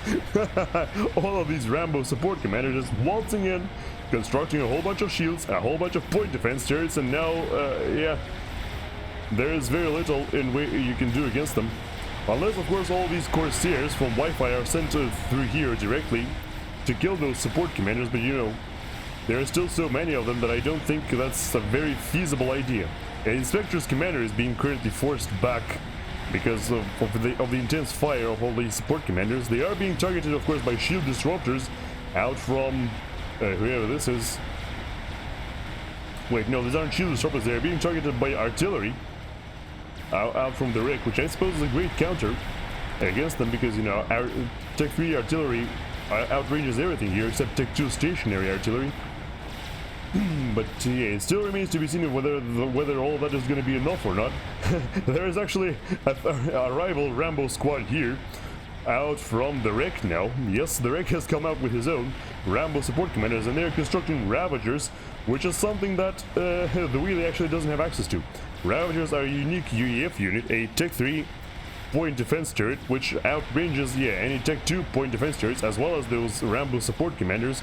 So if the commanders, if the support commanders of the Wreck can construct a whole bunch of these, they can actually easily shut down this push, but they need time to do that, you know. The Megalith was about to push in, but then realized there is like a freaking forest of turrets here and decided that, nope, I'm not doing that. I'm gonna dip out of here. The Monkey Lord is still alive somehow. By the way, it's the same Monkey Lord. It's still walking around cleaning up enemies whenever it can. Looks like its reign of terror will come to an end soon though, because the Fat Boy is nearby. However, it seems like the Fat Boy is more interested in engaging this Megalith, which you should definitely make sure that you don't get too close to the Megalith, because in that case, the Fat Boy will die in 3 seconds. Well, 5 seconds, but whatever, you get the point. Alright, the Monkey Lord is now being targeted by the Fat Boy, so the Monkey Lord is clearly not very long for life. Unless it can get close to the Fat Boy somehow, but then that also makes it easier for the Fat Boy to shoot. The Fat Boy is still not the Monkey Lord is still not training his laser on the Fat Boy despite being so close. It looks as though the Fat Boy is actually gonna die here. Yep, the heroic Monkey Lord managing to actually avoid all the shots and destroy the Fat Boy without too much trouble, surprisingly. These Corsairs will definitely finish off the Monkey Lord though, for sure. Yep, there we go. It dies. The problem, however, is that Juraj's air is also in the area, and it doesn't look, or it's not quite clear who has the upper hand. You can see, well, yeah, Juraj's air is slowly but surely getting eliminated, especially with the help of the Wreck in the area as well. So now it's just the Megalith, who needs to make a decision on whether to run away or die, or push in and die. Because now, the skies are completely under Team 1's control, and the Megalith is already at half health, so it probably just needs to push and destroy whatever it can before dying, because it can't run away, it's too slow. The support commanders from the wheelie, there are still more of them, they're still pushing, they're actually threatening the Wreck's commander. Now, I feel like the Wreck, at this point, the Wreck should just go for like a gun splash or yeah, the super gun upgrade to just kill them. Inspector's commander is in a little bit of danger, although it doesn't really matter because, you know, Inspector's commander isn't really doing it, or Inspector himself isn't doing anything too much anymore. There is, yep, it looks like most of the Rambo support commanders out from the Wreck actually get killed. There are yet more Ravagers and Triads being constructed constantly. But against this many support commanders, it looks like even that isn't enough, so yeah, you should definitely make some kind of an experimental unit to stop these support commanders. I'm not even sure if that's going to actually be relevant, or if that's actually going to help. Okay, but at least one support commander will die here. Oh, no, actually, never mind. I think the Wreck is the one who's going to die before a single support commander on the enemy team does. Or of the wheelie does. Yep, the Wreck, I'm pretty sure the Wreck is dead here. One more shot. Yep, there we go. The Wreck goes down. I feel like at this point, this base should be inherited by Inspector. The support commanders are still pushing. I think the wheelie is also microing them quite well, because you can see that the support commanders that have taken plenty of damage are actually on the back line, or he was trying to send them on the back line. It didn't quite work out, but yeah, you really need to like Yeah, you really need to send like a Theta or two against these like yesterday. Okay. There's also a Megalith out from Juraj, now also guarding this position. There's another fresh Megalith out from Jenstad as well. So it looks, yeah, it looks as though Wi-Fi is literally the only person left in the game. Which does not bode too well for him. The Corsairs fly in, you know, they will probably destroy a couple of these support commanders. The air from Juraj, however, is also in the area, which will create the additional complications. I feel like at this point Wi-Fi still has more air, but with all the bombers gone, those support commanders are still free to keep pushing. They're encroaching upon the position of this Awasa here, which is never gonna get finished. Might as well abandon ship now and just run away. There is also a massive push going on the right flank. Also, yeah, apparently Blast was killed at some point. I actually didn't see what happened to him. I think he just came out and got, like... Yeah, I think this is the... Yeah, this is where the Blast's commander died, so... If anyone who can help me out here and...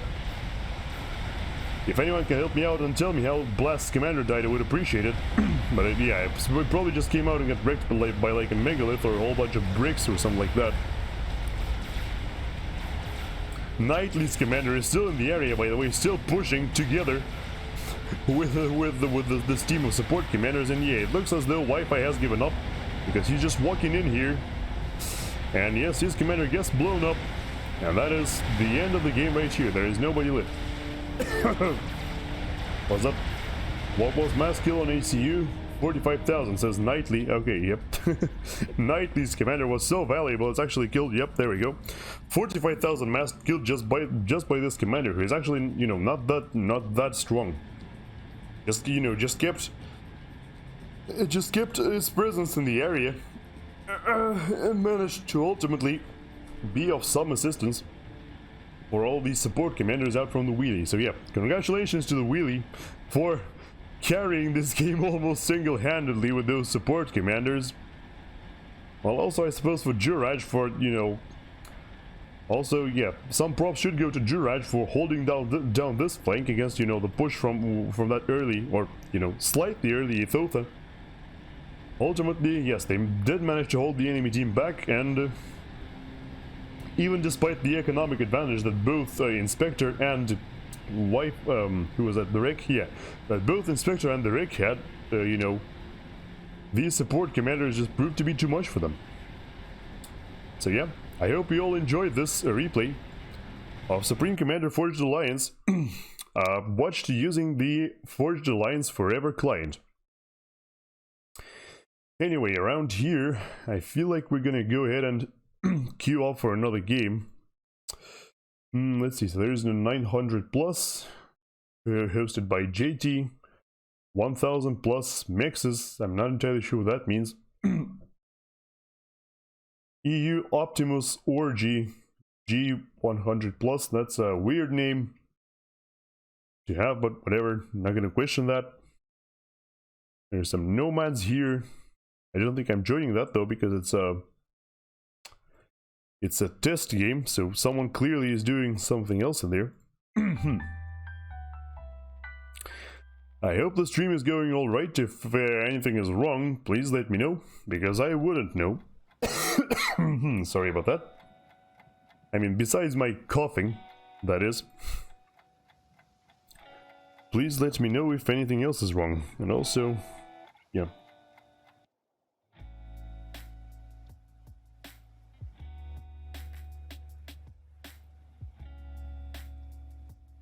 Alright. All good, all good. Yeah, good to know.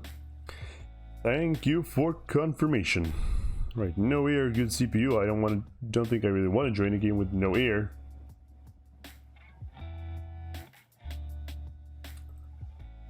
EU Optimus Orgy.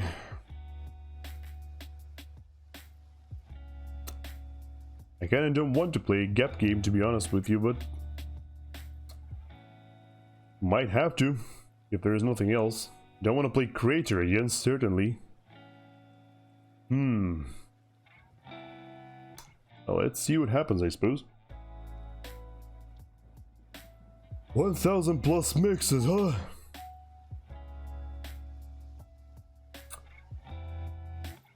Let me connect to this one and see what that means.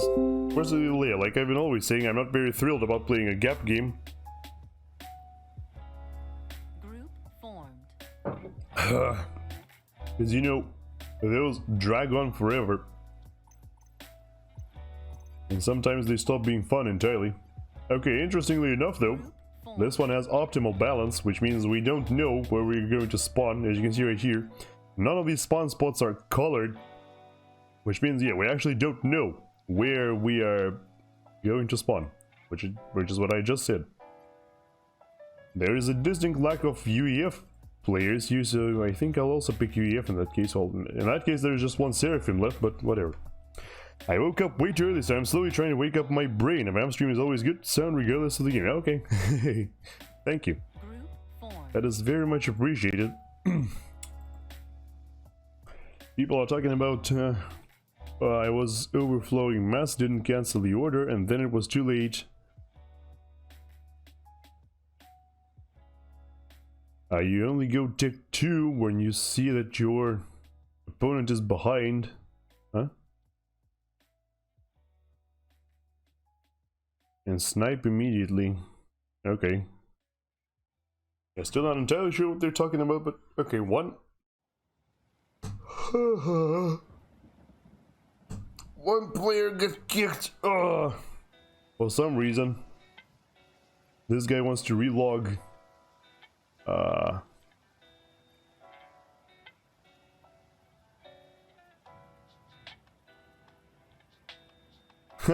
This guy is saying, oh, okay. I'm gonna go for a smoke real quick here. Group formed. Okay, well, this guy's reconnected. You can unlock the slot now. Everybody else in chat is saying, oh my god, you just smoked. What the hell are you doing? Yeah, can't relate. I don't smoke, so I have no idea what these guys are talking about. Need more water. Open the slot, you damn smoker. Right, yep. The host just left as, you know, as the player reconnected. Oh god, I spilled a bunch of water again.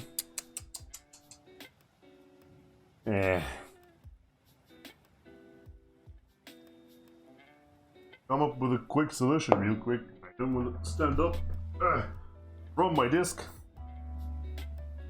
Not really. Okay, I found a solution.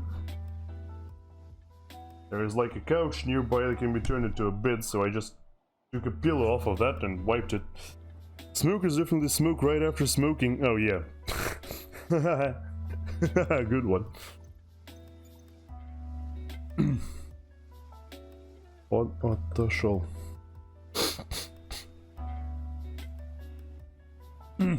Ha. Oh. Yeah, still, yeah, I'm still, you know, kind of easing myself into it. Still have some problems, as you can probably tell. It has definitely gotten better, though. I definitely feel that.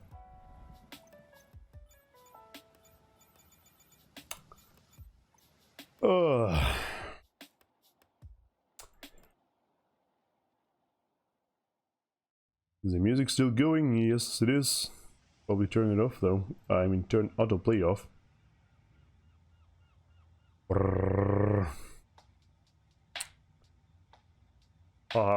Long smoke break, go brrr.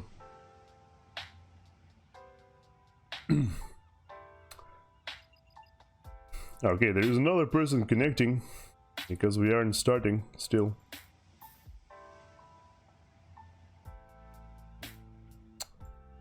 Also not very thrilled about there being exactly one person from the United States, because that could cause some serious lag issues for everybody in the game.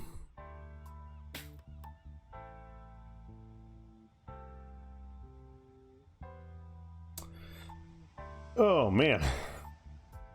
Optimal balance, left versus right. Oh,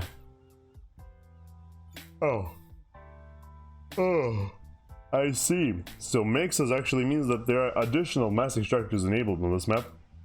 It's the adaptive version. So yeah, there is There are some extra mass extractors, let me show you. Yeah, right here. These aren't normally enabled. And also these are also normally disabled, so yeah, there are there are more mass extractors than usual.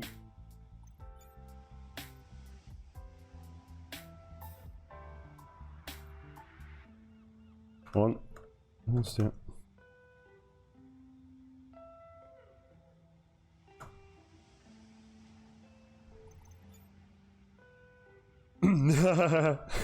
This guy's saying, I told you guys I'm gonna go for a smoke. And they're like, well, we told you to stop to quit smoking.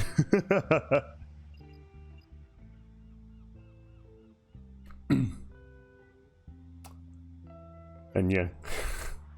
The other guy came back almost immediately after this guy left for a smoke, so that was a little bit awkward. But you know what? It's okay now.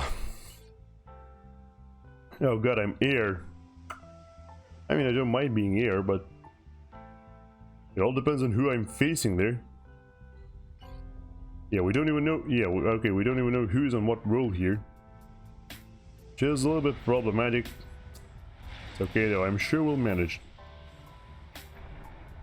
So what do we do? Oh yeah, we just, right. In this factory, all we do is just queue up engineers for, yep. For this. UR versus Strela. Strela, okay. So somebody who doesn't know how to spell the Russian word arrow. That's promising.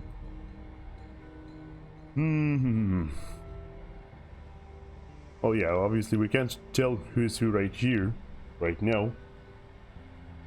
That's okay, I'll send an early scout and all will be revealed. Just need to, oh, whoops. At least I didn't spill anything this time, thankfully. So of course the first engineer, Kotyazavr behind. Who's that? Oh, it's our Navy player, that's not good. What? What's up? Fast T3 bomber, oh no. Anything but that, please. I mean, look, I know how to counter that, the problem is, I'm not very good at rushing T3 fast, you know. That is, I mean rushing T3 air, sorry. Oh no. You, repair that, and then you go here and build that, and then you walk like here and build that. I think that's the way it's usually done. I used to do it like wrong keyboard right there. It's the problem that I also face very often. What? Неиграбельно. Oh. That's okay, we'll finish at minute 10. Okay, that might...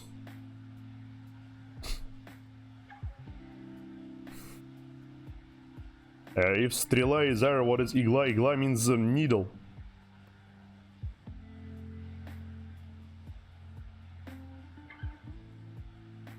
Oh, somebody's saying that tune track is also lagging. Okay. Yeah, so strela means arrow, igla means needle. Yep, that's just relatively simple, straightforward.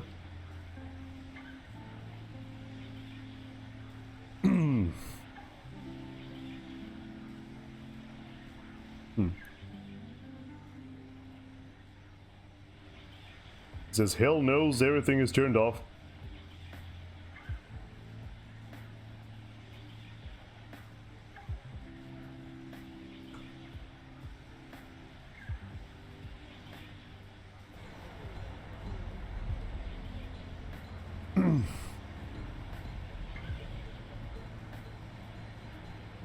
Yeah. I suspect the main cause for the issues is that our American friend is lagging because, you know... Was that the US player? Who is the US player? The US player is the pink one. This one, Tune Track, is the US player. They might be causing us some issues right as we speak. Okay. Hello? Oh. Set your game to highest priority on the task manager.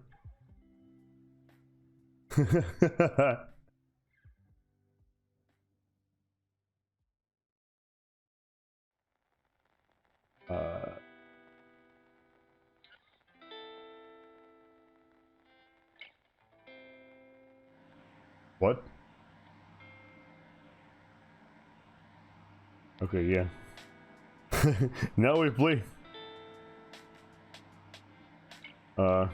Arrow News, what is Verba? Verba is a special type of essentially tree branches with basically in the spring when you know just the buds start appearing, and you know the first like those furry things start emerging from them, you know, specific types of trees. That's what Verba is. I don't quite know the English name for that actually, now that I think about it. Just a little bit sad, but yeah. That is what that is, essentially. I'll probably send this engineer like directly right here, maybe.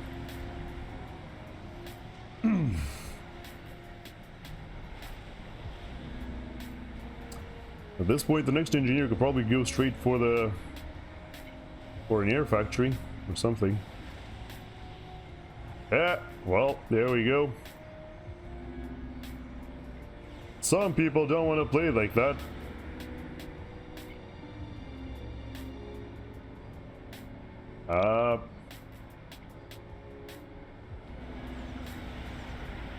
Alright, well, if everybody's quitting, then there is no point to play, so I guess we should leave as well. Pine cone? No, it's not like a pine cone, it's more like missile defense system. Okay, yeah, I'm fairly certain the missile defense system is the one that... Oh. Missile defense system was named after that tree stuff. Nope.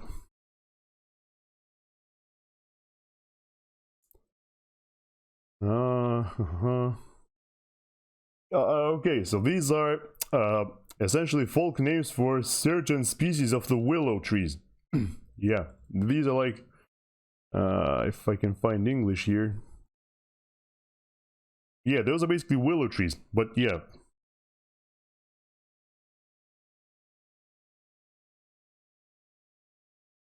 Yeah, that is the... Yeah, that is essentially the term for the willow trees. These are... yeah, specifically because, you know, in the spring, when, you know, the first leaves are about to emerge from the buds, they are... You know, they look hairy, like, you know, like they are, you know, like they have fur essentially, and that's why, you know, that's why a distinction like that is made. All right, can we find another game? Should we just go cast another one? You know, I'm quite in the mood for casting. Although, you know what? Okay, never mind. There are 3 people in the matchmaking queue, so technically, I might. I see what you're referring to now. Yeah, okay, yeah. That is the original name. Of course, you know, if you've got like missile systems or whatever that are called, you know, Verba Igla or what is it, Strela or whatever, that is, you know, they're named after those other things, not the other way around. Has anybody been playing Age of Empires 4, by the way? You know, I've been watching some videos, and you know, the more I watch, the more I want to play it myself. It looks super fun. You know, I've never played too much of any Age of Empires game, really. I've never been good at any of them, definitely not. But yeah, the 4th one, you know, considering it's like super hype right now, and yeah, people are saying that, you know, it could supplant Age of Empires 2 as, you know, Microsoft's like competitive esport RTS. We'll see though. Maybe sometime in the future I could stream some Age of Empires 4. It's not gonna happen now though. I'm already too overwhelmed with a whole bunch of other projects. Oh yeah, by the way, would you people... You know how I recently... I think I talked about it multiple times. I recently finished my playthrough of Deltarune Chapter 2. It's going to be uploaded. All of it is going to be uploaded on my YouTube, you know, sooner rather than later. I'm hoping to finally upload it within the next, you know, 2 weeks. But yeah, the reason I'm asking though, I was considering doing the the genocide route for the new for chapter 2, which in this case chapter 2 does actually have a genocide route. It's highly different from what happens normally, similar to Undertale. So I wanted to try that out, and I was curious what people would say. Like, would you want to see that streamed or not? Would you want to see that streamed or not? Because yeah, if you would, then I would definitely be interested to find. Okay, have I found a game or not? But yay! I found a match. We're actually gonna play a ladder match right now, and then I'll cast some more. Snowgrave route is really interesting. Yeah, that's what I've been hearing as well. I actually read up on it a fair bunch, so I kind of know most of the things that happen, which is unfortunate, but you know, it would still be nice to experience it myself because I have never watched anyone else play that.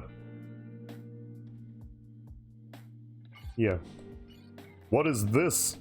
Theta passage? I've never heard of this map. What is this? Is this like... Oh, wait, it's like one of the vanilla maps, right? Yeah, I think so. I think it's like one of the vanilla maps, so yeah, let's go. 1, 2... 1, and then we'll just keep going. Engineer tank, engineer tank, engineer tank, engineer tank, basically infinitely. The commander in the meantime probably should build like generator, extractor, generator, and then it should like walk somewhere. I don't freaking know.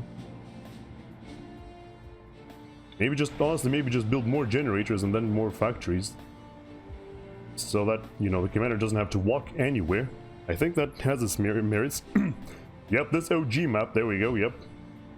Because I do remember playing something like that. I think it was, I don't know, I feel like the version I played might have been inverted though, because, I don't know, I kind of feel like it.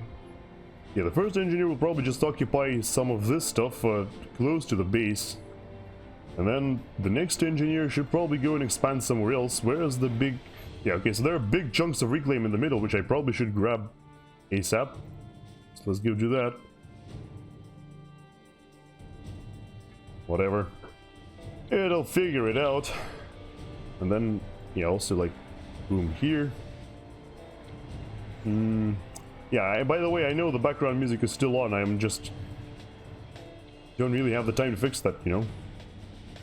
Maybe we can build, yeah, let's build like a radar here. This map is tiny, so I will see the radar for sure. Oh, I mean, I will, you know, see most of the things on the radar. So yeah, let's go here first, and then like through here maybe. We'll see once we arrive.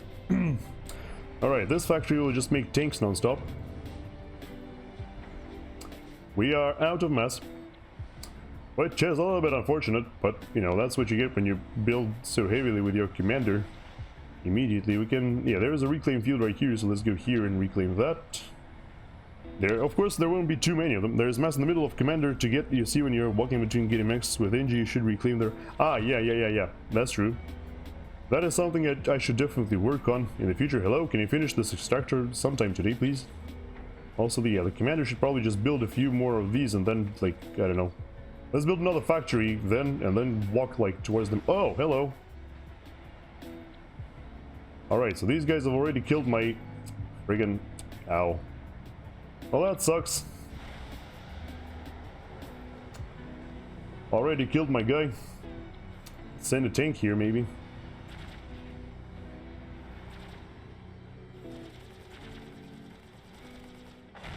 Oh.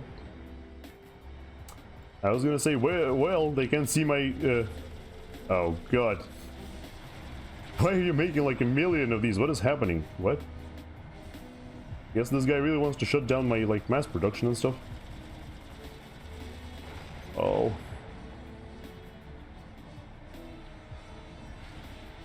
Maybe we can still work something out, I don't know. Well, yep. We can... Oh, what are you doing here? What?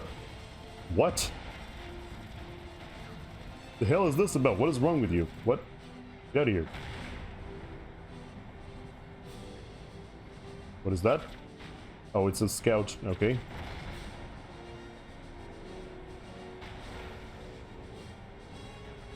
Yep. At least now we can catch and kill these stupid labs. There is another engineer. Go here. Build radar. And go like here.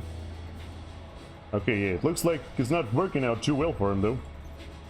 Which is nice. So this should probably build like 5 of these and then a scout. Okay, you should be producing infinitely as well. Okay, it's time to go forth with the commander because I'm pretty sure this guy's already reclaimed like everything. Though, you can never be too sure, but you know.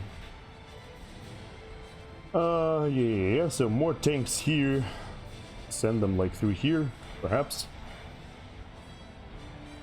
Yeah, so of course the commander's personal presence is required on the... What the hell are you? My god. Anyway, this engineer will just build me a whole bunch of this stuff. These guys could probably go through here. Okay, can we please build something today? No?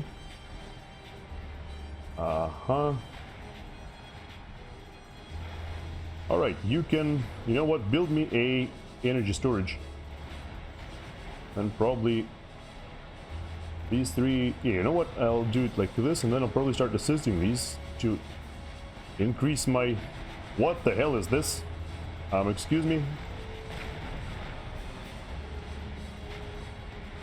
Okay, they destroyed my radar again. Stupid. Okay, let's bring the commander around here. Don't think they'll expect that. Oh, see, it still hasn't reclaimed that mass. So that's nice. Okay, I feel like this guy is literally sending his entire tank army here, which is a mistake. But the problem is I can't really capitalize on it too well because, yeah, I have no engineers there. Alright, Inba. No, I think these are tanks, so I should probably just go through here and then like here.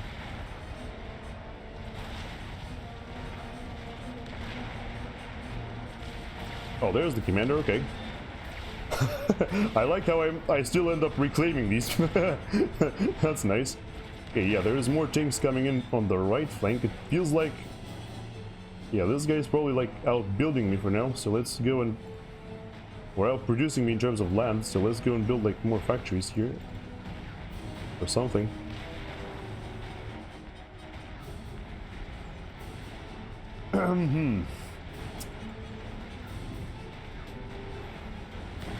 Please finish one radar today, sir, or whatever you are. Right, let me go here and fix this problem. This is stupid. Yep, commander should be here.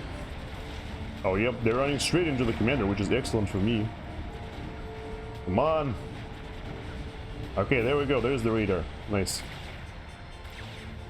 Commander under attack. I know my commander is under attack, that's why it's there. Oh, I destroyed one of his extractors, that's cool. Somehow.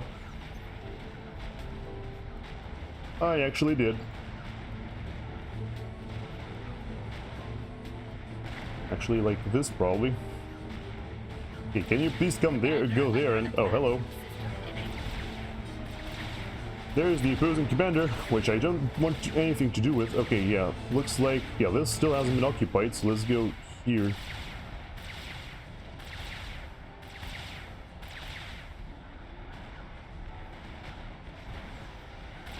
Commander under attack. This guy, yeah, doesn't have any upgrades, just like I don't. Which is nice. Well, someone is building something there. If it's a turret, I'll just send a few of these guys here. Commander under attack. Okay, this guy either doesn't realize that I'm coming from the right flank or like not. Okay, we need to do something with this though. I feel like I want to even like build a factory up there. Oh wait, this is passable. Why didn't you tell me? What? There's this. Oh, it's a radar. Okay.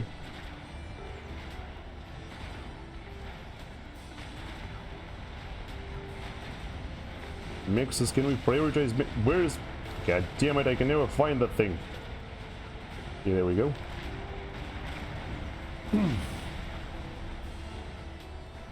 These should be going out here, actually. Okay, you build me radar. Now. Then go here. Right, looks like we reclaimed all the tanks on that side.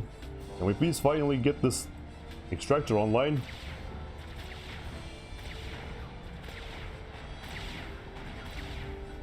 Alright, I can't see his units, which means... No. Here. I can see his units, which means they are probably going in that direction.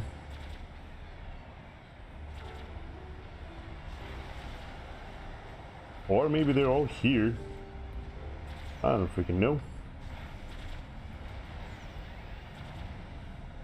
Alright, we got one extra mass extractor. I mean, one Tech 2 mass extractor. That's nice. We can probably do this one up next. Okay, why are these tanks still standing though? Okay, that was an overcharge attack. Okay, oh he has Tech 2 land, what? Commander under attack. Excuse me? How in the world did you manage to go Tech 2 land so early, what? Interesting.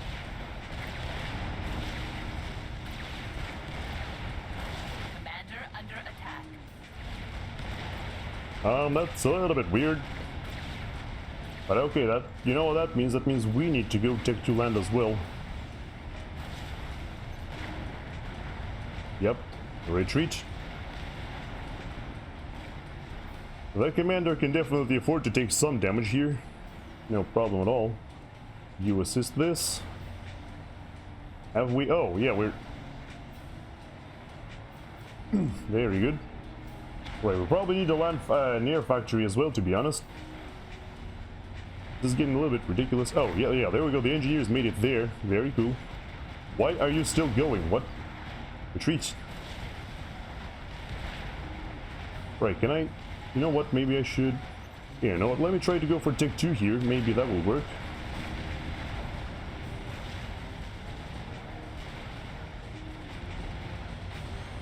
Or maybe it won't, because they'll be pushing into me like right now. I don't know.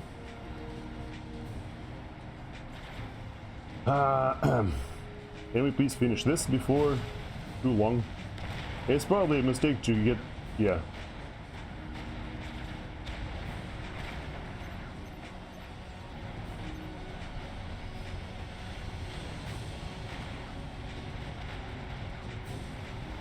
These guys should prioritize mixes as well. Yeah, looks like this guy wants to actually rush my base. Which is a little bit weird. Oh, he's also building Tech 2. What? Okay, this guy is...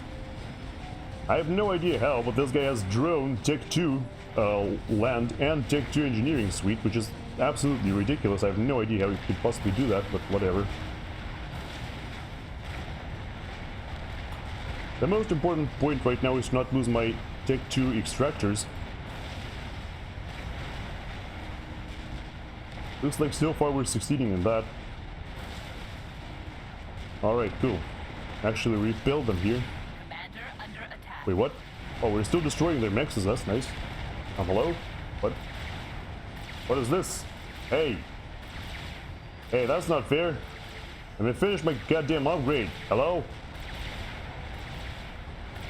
Commander Wait, why is this? under attack.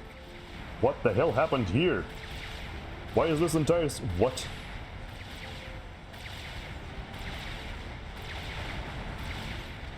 Let's start building a turret in his face. I mean, I lose all of my friggin' thing from that, but whatever.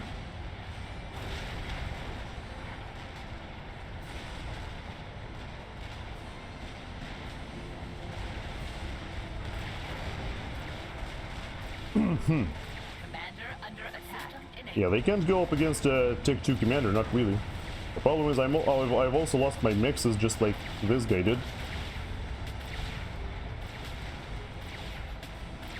Patrol.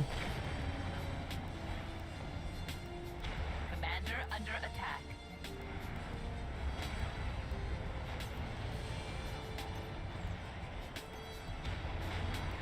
Oh god, what are you doing? What? Why? What is wrong with you? Holy shit, why did it go there? I seriously can't compute it. I'm fucking dead because my commander just randomly went into some nonsensical direction.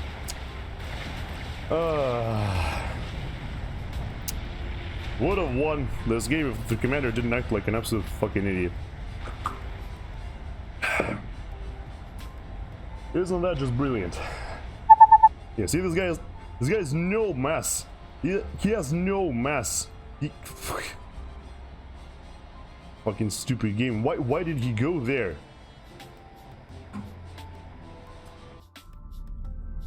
Incomprehensible. He had no eco.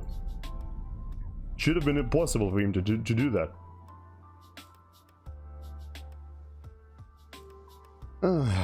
Whatever. Oh, whoops, sorry.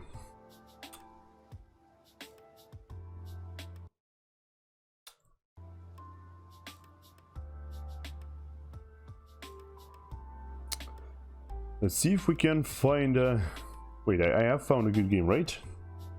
Yeah, I definitely have found... Oh yeah, this one. Look at this. Has Paralon in it. Maybe we should cast that. Yeah, you know what? Let's go and cast that one. Has a few familiar faces, as well as a few new ones that we haven't... You should get advanced reclaim info. What does it do exactly? Sorry. Because I might actually have it already. I'm not entirely sure.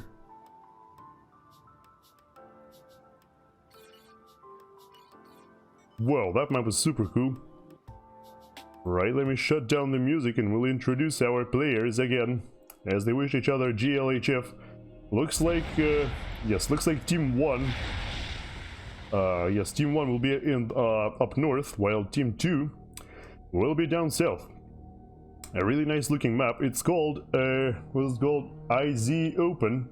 It's also 10 by 10 like the last one we did, but it has even more reclaim to its name at 208,000. Absolutely insanity. With the same rocks. Okay, so yes, it shows you on the reclaim on the map better. Yeah, I think I actually have that. Pretty sure, because I do have some kind of advanced reclaim mod. But yeah, anyway. In the purple corner, we've got ourselves...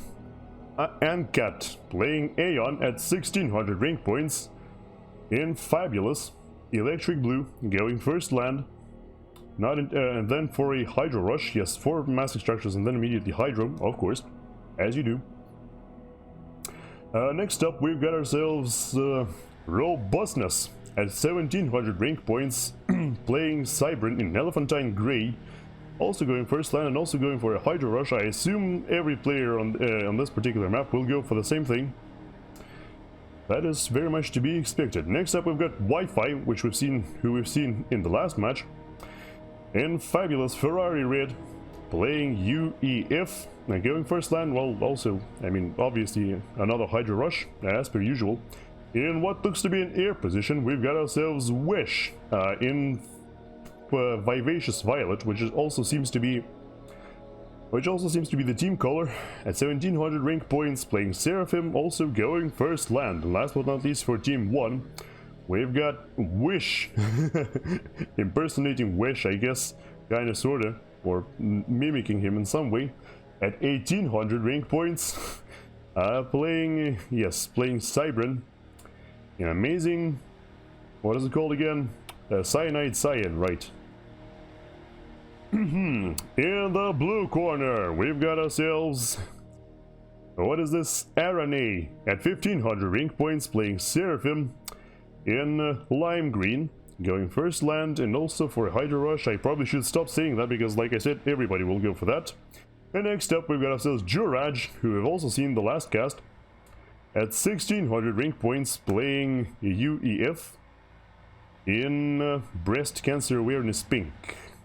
And his teammate on the front side is going to be Lightstrike, playing Cybran at 1500 rank points in Pontiff White. And yes, also going first land, no surprises there. In the ostensibly air position, we've got the star player of this match, Paralon, in Fuchsia Purple, playing UEF, also going first land, also no doubt the same exact build, because why else would you do anything like that when you've got such an easy access to the hydrocarbon power plant. And last but not least for this game, we've got Lyuker at 2000 rank points, in Baby Blue, playing Seraphim, also going first land, and then seemingly very quickly going for the, yep, for them rocks, sorry about that, for them rocks in the middle. Which so far looks like Lyuker is the only one having queued up these orders. So if we take a look at the reclaim map, we can see that, yeah, most of it is of course scattered towards the middle. On the sides, players have access to smaller rocks. I don't think there's, well, okay, there's like a couple of medium-sized rocks, but yeah, very likely no big rocks. All of the big ones are in the middle, so there, which encourages lots of fighting in the middle in the early game. I am expecting almost all players to send their commanders there, to be honest, even perhaps the air players. We'll see about that. So the game is 93% balanced, which is, you know, even though Team 2 has got themselves the 2 highest ranked players in the match, you know, all the middle of the pack players went to Team 1, so the other teammates, the other teammates of Lyuker and Paralon aren't nearly as high rank. So it all kind of evens out in the end. Yes, so the hydrocarbon power plants have now been completed. It is time for people to probably, yeah, start producing second, third, whatever factories. And that is exactly what they're doing right here. Yes, you can clearly see that. Actually, interestingly enough, yeah, Lyuker is going for the second air factory. Paralon is currently not going for any second factory at all. Probably going to instantly upgrade the next air factory to Tech 2 the moment he builds it. This is what people usually do, anyway. Yes. Second and third land out from Wish, and also something similar out from ANCAT on the other flank as well. Please excuse any stuttering as I familiarize myself with the player names. Okay, so it looks like, yeah, we've got our first light assault bot engagements, and it looks like Team 2 is currently having a better end of these. Because yes, this light assault bot was supported by a scout, while that wasn't quite the case. Well, either that wasn't quite the case on the opposite side, or they just got, killed before the scout on the other team. Did not quite see. However, there is some very successful raiding against Juraj here, being carried out by, I can't actually see who this is. I think this is supposed to be ANCAT, right? No, it's actually, no, it's not ANCAT, it's Robustness, so never mind that. Yes, Robustness, extremely successful raids against Juraj. Wish is telling somebody, it's a shame I didn't kick you, Mr. 1700. Who is he talking to? Robustness? That's a weird way to address a teammate who is the same rank as you. Well, whatever. Already plenty of land spam coming out of all of the frontline players as well as the side players, as you might expect. Nothing too unusual there. Wish is actually coming up. Paralon, why do I keep calling him Wish? Paralon already coming out with 2, even 3 land factories, which seems like they will be solely focused on producing engineers in order to sustain, yeah, I guess to sustain the upgrades to Tech 2 and then probably, yeah, almost immediately to Tech 3 as well. Makes sense. Right, yes, so we've got these tanks here out from Arani engaging with the tanks and the scouts of ANCAT. Both ANCAT's commander and Arani's commander are already on the case as well. However, it looks like Arani has made it there first, allowing him to get more reclaim in comparison to ANCAT, who has to be reduced to just sucking up trees here, or trees and rocks rather. And with just his commander to boot, while, you know, Arani can just produce a whole bunch more engineers to secure the piles of reclaim faster. Meanwhile, on the eastern flank, we've got a similar situation, except the players are only now encroaching upon the middle reclaim. Yes, their commanders are still fairly far away. Actually, Wish's commander is nowhere to be seen. He's still in base, making more factories. Well, I guess it kind of makes sense because, you know, your commander is like 2 engineers in the early game, so that is something, I suppose. Alright, yes, Aurora tanks engaging against Thom tanks and Zethui artillery of the Seraphim. Auroras don't fare too well against artillery because, you know, they are squishy and the artillery outranges them. But they are a pretty good matchup against Seraphim tanks as long as they don't close the distance too hard. Anyway, so yes, we got ourselves... Arani has already upgraded gun and is now going for a Tech 2 upgrade as well. Those are some seriously fast upgrades. Quite an impressive performance. But ANCAT, not to be outdone, already going for Tech 2 himself.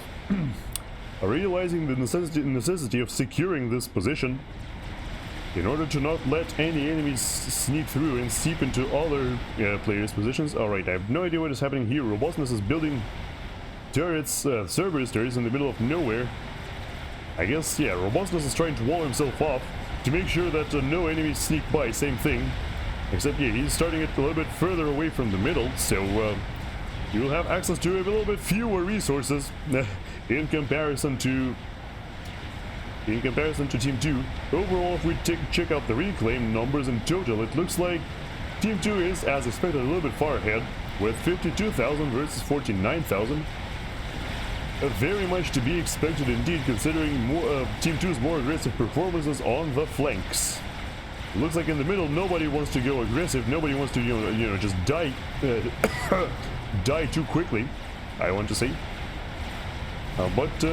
Yes, now we've finally got Wi-Fi's commander encroaching, which Wi-Fi has no upgrades to his name.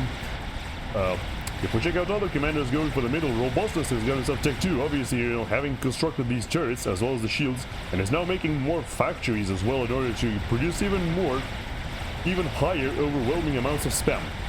It looks like Juraj was able to recover after that lab raid early, which prevented him from building these mass extractors. Now they have been completed, and now they have also been upgraded to Tech 2. If we take a look at the overall map, we can see that pretty much every extractor has been upgraded to Tech 2 at this point. At least every core extractor, you know, every safe extractor, except these ones, because these ones have been destroyed multiple times, so much so that, you know, Paralon is now sending his own engineers here in order to make sure to secure them in case Light Strike isn't quite up to the task. Yes, and bombers, of course, being sent against those mantises. Oh wait, never mind, no. The bombers are being sent against the red tanks of Wi-Fi. Wi-Fi needs to be careful here, getting accosted by quite a large amount of spam out from both Juraj and Light Strike, so he alone shouldn't be able to match all of this spam. Should be extremely careful here. Of course, you know, his engineers are reclaiming all these tanks on the spot and producing more, so I'm sure he's going to be happy about that. And then, to top it off, it looks like it looks like Wi-Fi is good for now, although Light Strike's commander is going hyper aggressive and pushing right past the turrets of right past the factories and turrets of Wi-Fi, and pushing deeper and deeper. Well, no. Now, he reconsiders because he sees that, you know, there are Tech 2 engineers in the area, plenty of Tech 1 engineers as well, so those could create some serious problems. The problems won't stop, of course, for Team 1 as well, because there are now Rhino tanks. I'm sure by this point, probably every player has gotten Tech 2 land. Well, we can see it here. Both Wish and Lyuker engaging in on the right flank don't have any upgrades on them. It doesn't look like they have any Tech 2 units either. However, Lyuker is preparing a nasty surprise for his opponent by building some Notha bombers. It looks like, yeah, he's going to build more of these Notha fighter bombers, which could create quite a nasty surprise for Wish as they start bombing him right now. Actually, yep, at least one of these bombs connected, I'm pretty sure. And now Wish is completely left without units, and more tanks constantly pouring out from Lyuker, as well as Lyuker's commander also being in the area. This is an extremely precarious situation for Wish, even though, of course, Wish is already on the case here with his own air superiority fighters who quickly shut down these Notha bombers. It still seems like it won't be enough to save Wish's commander, who is about to die. Yep, there we go. Didn't miss the first death of the game, at least. That's already good, right? It looks like Paralon is still looking to engage Wish in the air game. Whether that is a good idea or not remains to be seen. However, it looks like Paralon has immediately pounced on the tail of Wish's air fighters and already eliminated most of them. So yes, Team 2 has secured the air advantage as well, to add to insult to injury of, you know, their right flank player already being eliminated, or eastern player I should say. Now they also have to deal with air inferiority as well. Wi-Fi looks like he's looking to push against the base of who is this again? Against the base of Light Strike now, destroying those Tech 1 point defense, Tech 2 point defense turrets as we speak. I'm not entirely sure it's a smart idea, although I guess Wi-Fi has got himself plenty of Tech 2 land units now, so he could theoretically destroy those factories and put some serious hurt on, you know, Lystrike's, both Lystrike's production and economy. Theoretically could even go into Lystrike's base and cause some damage there. I don't think that's gonna happen though, because yep, there we go. Wi-Fi needs to be extremely careful. Paralon immediately utilizes the air advantage and puts out some broadsword Tech 3 gunships, which these gunships are a serious menace, as you can see right now. Just 2 of them already reducing Wi-Fi to below half health. You really need to deal with those, but they are also quite tanky at 6,000 health, so even fighters have a tough time dealing with them. It looks like, yeah, it looks like Wi-Fi is actually safe here, because he's also brought plenty of flak cannons to bear. And Lystrike's commander is in some serious danger here, having absorbed a little bit too much damage from these Tech 2 units and also dies. So that kind of evens out, you know, the playing field. Even though Wi-Fi is getting his face pushed in right now by Lyuker, he also does manage to score a kill on Lystrike here in the middle, which you know, could create an even more serious problem for Team 2. However, I don't think that's gonna happen, because yep, there are even more gunships now out from Paralon. Wi-Fi is actually at serious risk of death now. He needs to produce even more flak cannons. He's currently producing Tech 1 anti-air defense, which is why, you know, it's the most cost-effective one. It's not nearly enough DPS, and yes, Wi-Fi dies. The gunships still survive to fight another day, by the way, so that the problems for Team 1 just keep piling up. Well, and this instance is not that bad, because once again they're playing with full share, which means whoever dies transfers all of their resources to someone else, and it looks like at this point Wish is basically in charge of Team 1's entire eastern flank. He's inherited both bases of Wi-Fi and Wish, and now, even though those Notha bombers are still somehow harassing the eastern base, I don't think that's going to be happening for too much longer. And yes, the pillar tanks on the right flank, on the eastern flank, are now pushing back against those Ilshevils. I think Wish should be relatively safe here, as long as he manages to establish a secure foothold. Meanwhile, on the western flank, everything has been relatively quiet. There are some gunships being prepared by Lyuker.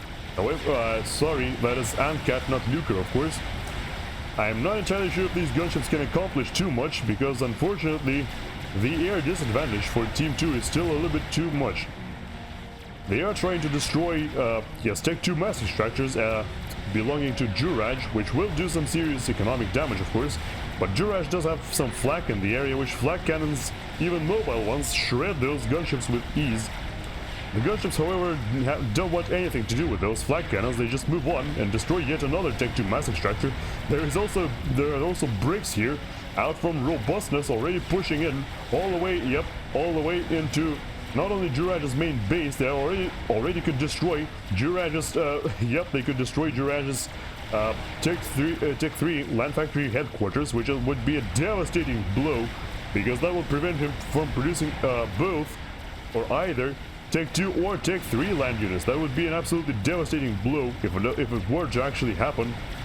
It looks as though those bricks aren't very interested in destroying that factory, though. Instead they're pushing right past it and trying to get their hands on, or get their claws, I guess, on as many Tech 3 and Tech 2 mass extractors as they can manage. There are those mobile Tech 3 anti-air defense units, bouncers, in the area, which those bouncers, you know, they can shoot back at those gunships pretty well. However, it looks like, yes, the infamous UEF broadsword gunships, they're just so tanky that it doesn't really matter, and the bouncers all die anyway. Yep, you couldn't even kill one gunship, actually. Now, the fighters out from Wish might do a much better job at it. However, they need to be extremely careful. We're witnessing an air engagement as we speak. I should slow down the game. I should have done that like hours ago, but whatever. And it looks like at this point, actually, Paralon is losing air to Wish, who has managed to make some superior turns, or better, you know, turns. And now, well, okay, never mind. Actually, I'm pretty sure there is still more air by Paralon. If Wish keeps reinforcing his air force here, that situation could change. But yeah, it looks like Wish is microing the air fighters better, leaving Paralon with fewer and fewer fighters of his own. And most importantly, in the meantime, Paralon's base is getting annihilated by those bricks, as well as... oh wait, no, never mind. Those are actually allies. Those Those tanks are trying to stop those bricks completely in vain. And it looks like Paralon's commander is already getting targeted by them bricks. Yeah, somebody's pinging for... I'm assuming they're pinging for robustness to destroy Paralon's last remaining Tech 3 power generator. Yeah, also needs to be extremely careful with those fighters because there are constantly more fighters coming in from Wish. For some reason, Paralon's fighters are flying away somewhere. No idea what that's all about. His commander is still valiantly defending, still surviving. There is one last brick remaining, so I don't think this force will be enough to kill him. He still needs to be careful though, because Wish could theoretically finish him off with a strategic bomber or some such. Actually, as we speak, Wish is producing Janus fighter bombers that seem to have managed to push back against the forces of Lyuker on the right flank, and now Paralon's commander is surrounded, and now he's definitely gonna die because there is yet another brick arriving. Alright, no deaths missed so far. I'm quite happy with that. It looks like Robustness in the meantime is fortifying his position in the middle more and more heavily. Already got some guns there. Yep, there's the artillery installation. Already targeting those factories from both RNA as well as whoever else is left over. Juraj, I suppose. Juraj is now producing his own Percivals. He was very lucky that this factory survived, you know, that that Robustness didn't finish it off. However, those Percivals are currently still not enough to hold back those bricks. The bricks are just walking past them, all the while eliminating them as well. So yeah, Juraj still doesn't look like he really has the situation under control. And at this point, I'm not entirely sure what Team 2 is to do here in order to actually secure the perimeter. Somehow Lyuker still keeps sending those Notha bombers against the former position of Wish, still attempting to destroy those, you know, extra Tech 2 mass extractor units whenever he can. It looks like this will not be tolerated, and Wish's entire air force shows up to destroy that one Notha bomber. They actually fail, and the mass extractor will die. But it was a valiant effort. Wish is currently talking to Wi-Fi, which they are both dead, by the way. Not entirely sure what they are talking about, but alas. I guess... oh, okay. Wish is telling Wi-Fi to stop mining because he's lagging, apparently. I'm assuming they're talking about cryptocurrency, like, you know, I guess Wi-Fi is mining crypto as we speak. The bombers out from RNA are actually doing some serious damage to Juraj's base now because they're bombing the enemies who are standing right in the middle of it, which isn't something you really want to do. And now the fighters out from Wish are on the case. So now the bombers are eliminated, and most importantly, we've got our first experimental unit of the game out from Ankat, actually of all people, and it's a Tsar, this majestic flying donut, which has an insanely long range on its anti-air cannons. By the way, that range is absolutely absurd. Look at this blue circle. It outranges literally any other anti-air cannon in the game, and it's making a beeline for Juraj's commander, actually. So yeah, I guess at this point of the game, Team 1 will be on a mission to eliminate all of the commanders of Team 2 as quickly as possible before they can patch up and secure the situation. Yeah, Lyuker gets killed by Wish. I'm guessing those were just probably land units out from... Fucking hell, my bad, says Juraj. Yeah, Wish is now talking trash to someone else, and yeah, this is the end of the game. As the last commander of Team 2 gets eliminated, it's RNA. Gets killed by that majestic donut, and now Team 2 is no more. So yes, congratulations to Team 1, consisting of Wish, Ankat, Robustness, Wi-Fi, and Wish, for winning this game of Supreme Commander Forged Alliance, played using the Supreme Commander Forged Alliance Forever client. And also, of course, viewed through the same client as well. I hope you enjoyed that little cast. I think now I'm gonna go play something myself now.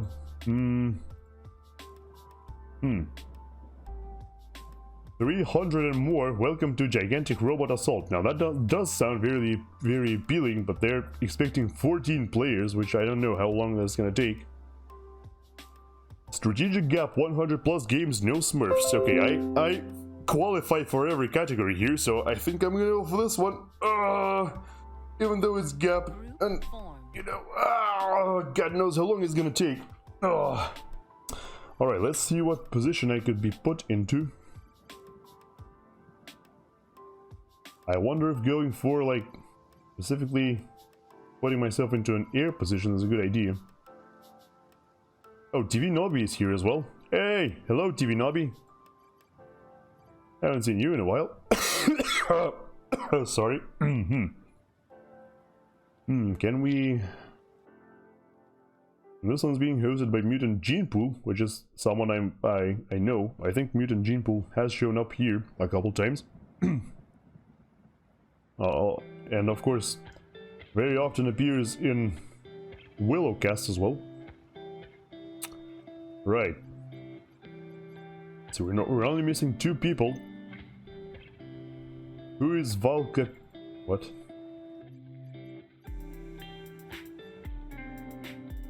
What?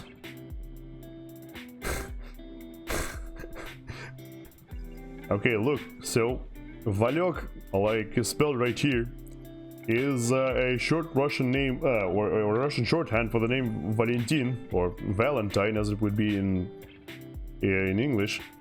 And Valka is the one, is the female equivalent, so like, if it's Valentina, then it's shortened like Valka, otherwise it's shortened like Valyok.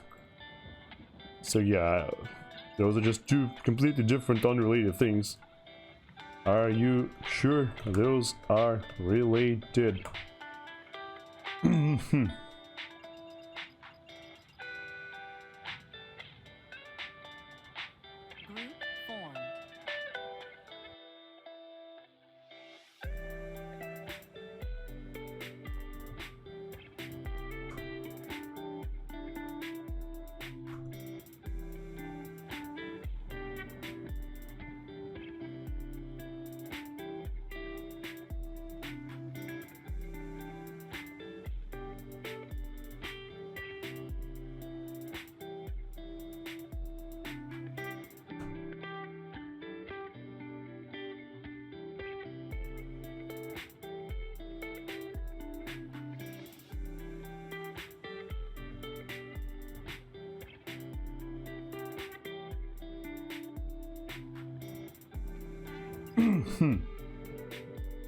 Stop throwing the table. Game broke too many table throws. Yeah, right. Apparently this guy is known for throwing tables all the time. Although, to be honest, one problem we might encounter is that this game is going to be an absolute lag fest. Because, yeah, there are people from, yeah, United States, Europe, Russia, Australia, that does not bode very well for the game's performance. Maybe I should find another one then. And there's the one that also has Europe, America, and Australia. Once again, a recipe for disaster. I don't know, maybe I should go for another. I guess I can go for another ladder game. Maybe eventually I will improve and start winning those, who knows. Because yeah, we've got approximately half an hour left in the stream. So I should probably hurry up and finish it as quickly as possible, because yeah, I also need to hurry home later. Hoo-ha. Alrighty. Yeah, I hope everybody is having a wonderful day, or evening, or night. That you are excited, because tomorrow is Friday. Everybody loves Fridays, right? Except me, probably. But I can still be excited for everyone else, you know. That is definitely a thing that we do here. We get excited for all of the other people. Because, I mean, why not? Let me see if I can...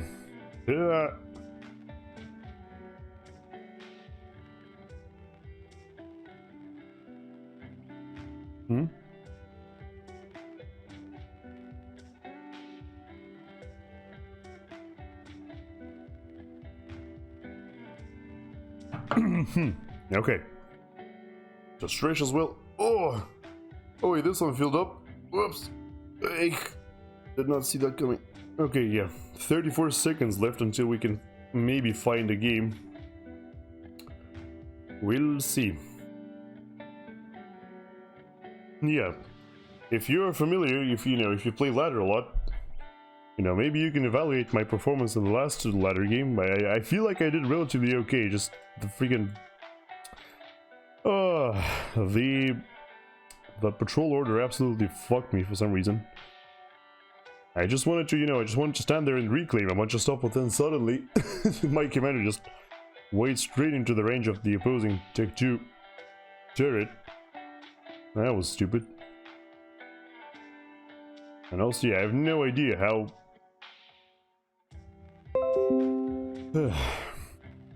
Yeah, I know manual reclaim, of course. I just, I thought like I didn't really have the APM to spare.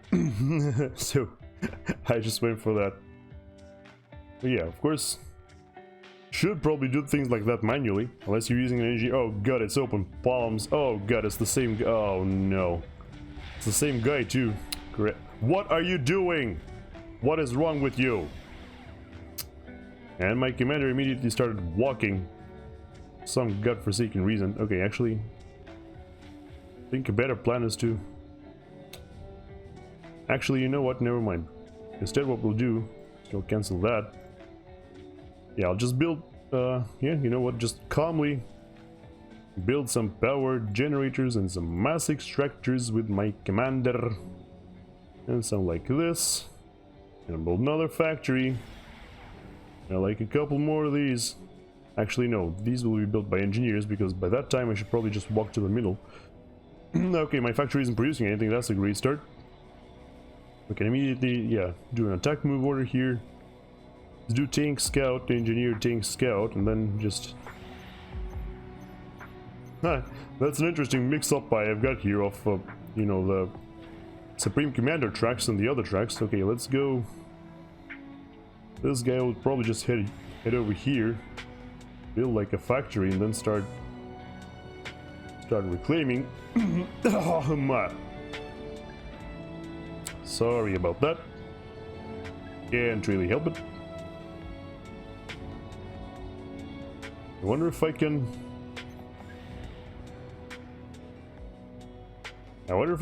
sneak a factory in before I do something else. This engineer will probably... Well, let's go like... I don't know, build this thing, I guess. And with that, I might be able to also do this. Right, there's the first tank. Let's set it like right here.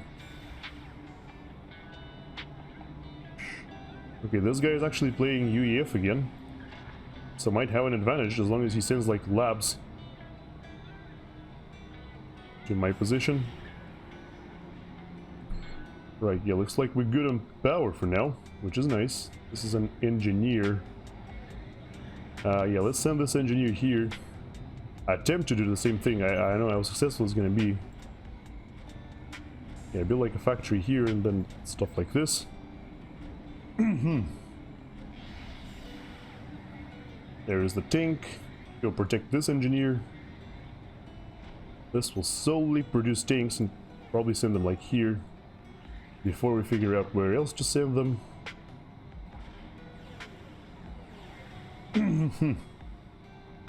Alright, so yeah, at this point I can do the infinite queue here.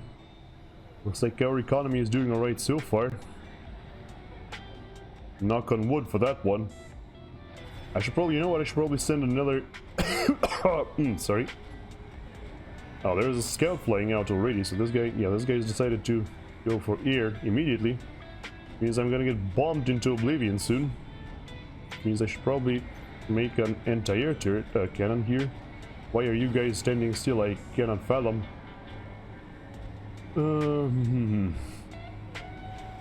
Interceptor, scout. Oh, yep, there we go. There's the inevitable bomber. Oh, that...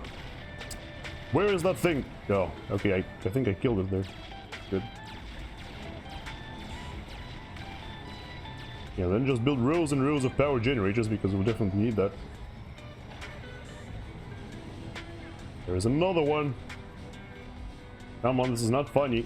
Okay, yes. Yep. Okay, I should protect at least one. Yep, there we go. Protected at least one engineer from certain death. Good, good, good. Okay, this engineer. Oh, this engineer is actually already working on a factory. That's nice. Gonna have to dodge some stuff. Oh, yep. This is bad. Leave. No, leave. What? Okay, no, never mind. Actually, nothing is happening. Why is... Yeah, this guy is solely focused on producing bombers right now, so I should probably just do this.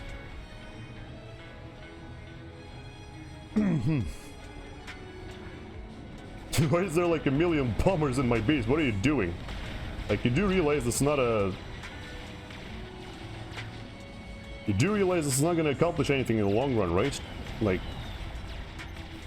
Spamming out bombers like crazy. Like, what do you think is gonna happen next? Huh? I'm pretty sure nothing's gonna happen.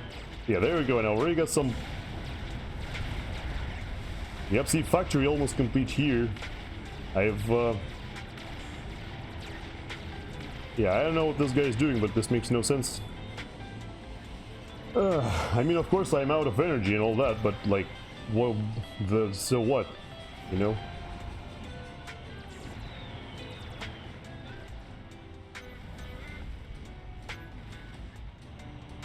I do need to make a transport eventually, so like 1, 2, 3 probably, and then transport, and then some scouts of my own. Oh, that's what they did. They destroyed the fucking hydro. How? What? What? Seriously destroyed the hydro? What? How is that possible? I am so confused right now. You won't even believe this. How the fuck did they destroy the hydro? I am extreme confusion right now.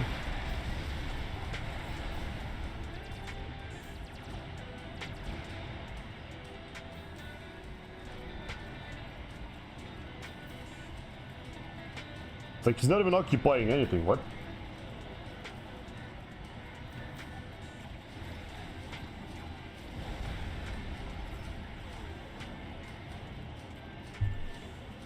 Okay, well, there's another bomber harassing my extractors, which means we should eliminate that as well.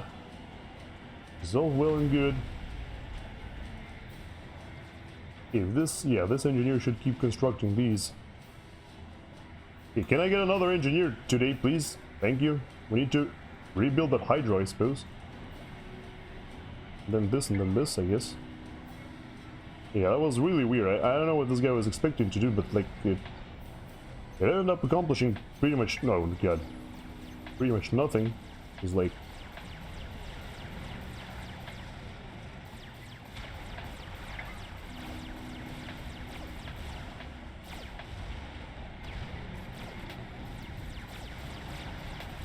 oh, you destroyed one of my mass extractors? Well, oh, that's great. That's great indeed. Right. Yeah, my tanks will probably just sit here and cause problems. He's probably occupied the heights, or the, you know, the high ground by now, which is a little bit of a shame. But, you know, if we can create, like, a powerful push that would allow us to... Okay, this guy can keep reclaim... Ah, actually, you know what? No. We'll go here and do this, then this. Oh, hello. Excuse me, why is this guy only making artillery? Now what? Oh, this guy is an absolute enigma.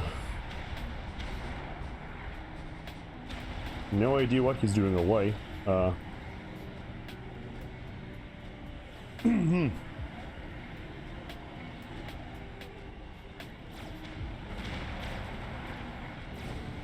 Alright, we can eliminate this and probably add a bunch of these. Okay, cool. Yep, for some reason this guy is only producing artillery. I have no idea what's up with that. Yep. Right. So now tanks here.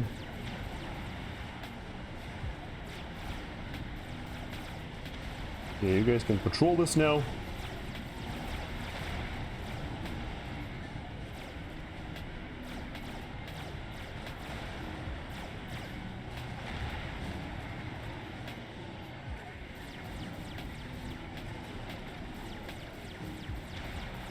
Wait, have we got another engineer here? Okay, yeah, there we go.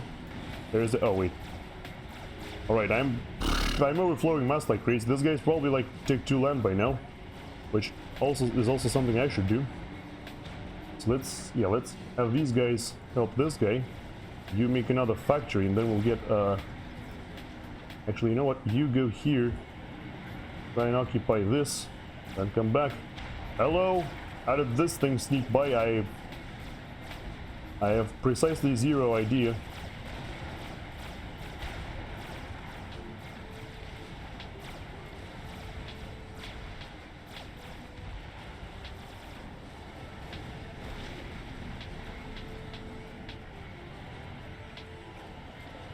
If this guy isn't I don't understand what this guy's doing. He's not occupying anything. How do you play this game without occupying anything? What the hell is... Oh god, I'm out of energy again, of course. What else could it possibly be, huh? The fucking... No energy BS. How does that even work? Seriously, don't get it. Okay, let's... Yeah. God damn it, you push here and then here. This guy has no mass extractors. What is happening? Okay, my commander is AFK though. At this point I should probably just send my commander back and like build, I don't know, build something. Yeah, actually first of all, go, yeah. Build a factory here. Build this, and then go back. Fuck this noise. I know this guy likes doing like random ACU snipes. So, okay. We don't need that transport anymore. Oh, okay, yeah. So, boom. Radar. Boom. Boom, boom. It's also really bad that I'm not scouting at all, but whatever. Okay, engineer, tank, anti-air. Yeah. Okay, scouts. Yeah, there we go. Not scouting anything is always a bad idea. Just saying. Okay, you guys, yeah.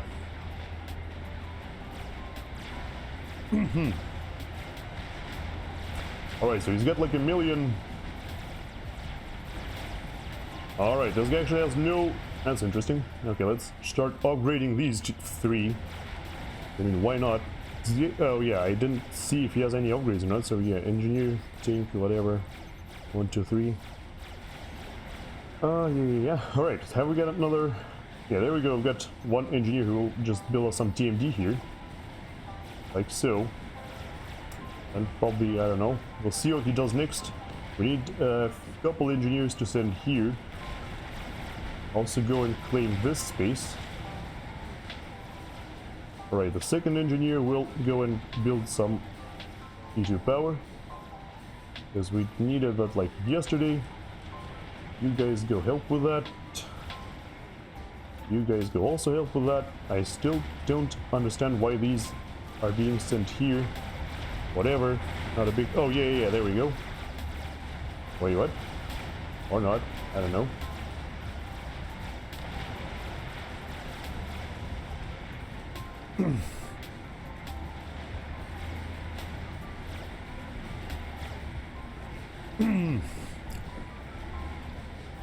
Alright. Oh, god damn it, I still have no energy. Ow. Nah. Yeah, that annoys me to no end. How do you still have no energy after all so long? Hello, Dilly Dally 322. Nice to see you. And yes, we are currently playing Supreme Commander Forged Alliance, failing miserably at our energy management, but at the very least it looks like we're completely running over the map right now, which is nice. Now that means we should probably eventually win in terms of eco, which is nice. Sorry, whoop. That should do the trick. Okay, okay, now I'm overflowing mass like crazy. That's even worse. Let me quickly do this. That should stop the overflow. Yes, indeed it does. Okay, you produce Ilshavos, and then missile launcher, and then this. Send that to the middle. Have we got any more safe extractors that can... Okay, well, I think this one is relatively safe. Alright, finally. Finally got a friggin... Okay, hell are these, though?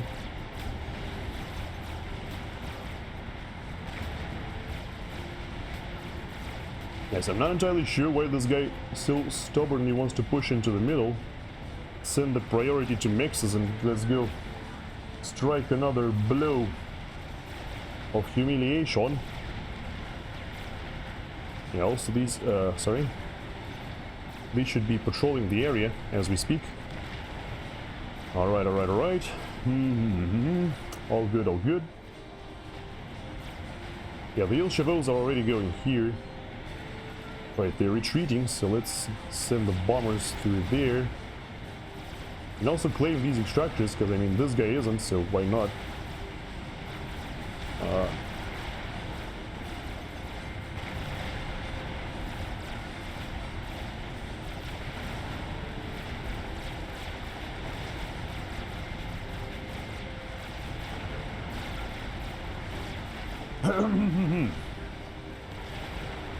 Alright, can we... yeah, we need another...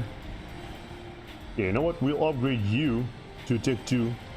But yes, hello and welcome, Dilly Dally. I'm definitely happy to see you here. I hope you're doing great this wonderful Thursday. Alright, my bombers are just flying in some nonsensical directions. Okay, yeah, all of these guys have died, of course. God, I've got so much mass. I need to, like, I don't know what the frick I need to do. But I think the next thing I'll do is upgrade my commander with actually both this and then nano as well. Yeah, we need to figure out... okay, these are... yeah, we can upgrade these. Yes! Yes!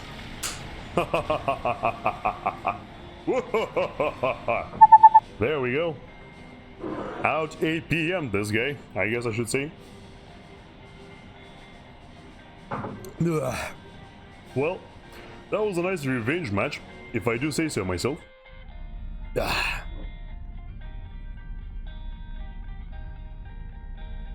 Yes, I was absent for a couple of weeks. Now that was, yeah, unfortunately, I was...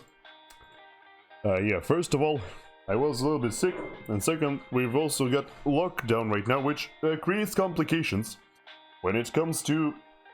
yeah, when it comes to me streaming, because, you know, I don't stream at home. I actually, yeah. I actually have to drive to another place to stream. And this is what you're seeing here. So yeah, I am feeling great now though, or well, a lot better than I used to. Sorry about that.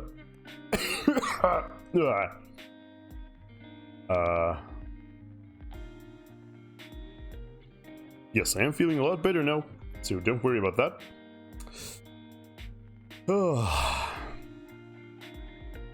But yeah, I feel like at this point I can probably end the stream here because, like I said before, are you from St. Petersburg? No, I'm from Moscow, actually. Yes, I do live in Moscow, in the suburbs, to be exact. So that is a little bit of fun trivia for you. But yes, I feel like I should be ending the stream now because, yeah, like I said before, I kind of need to run here. It's unfortunate. I would have liked, you know, would have definitely liked to hang out a little bit more.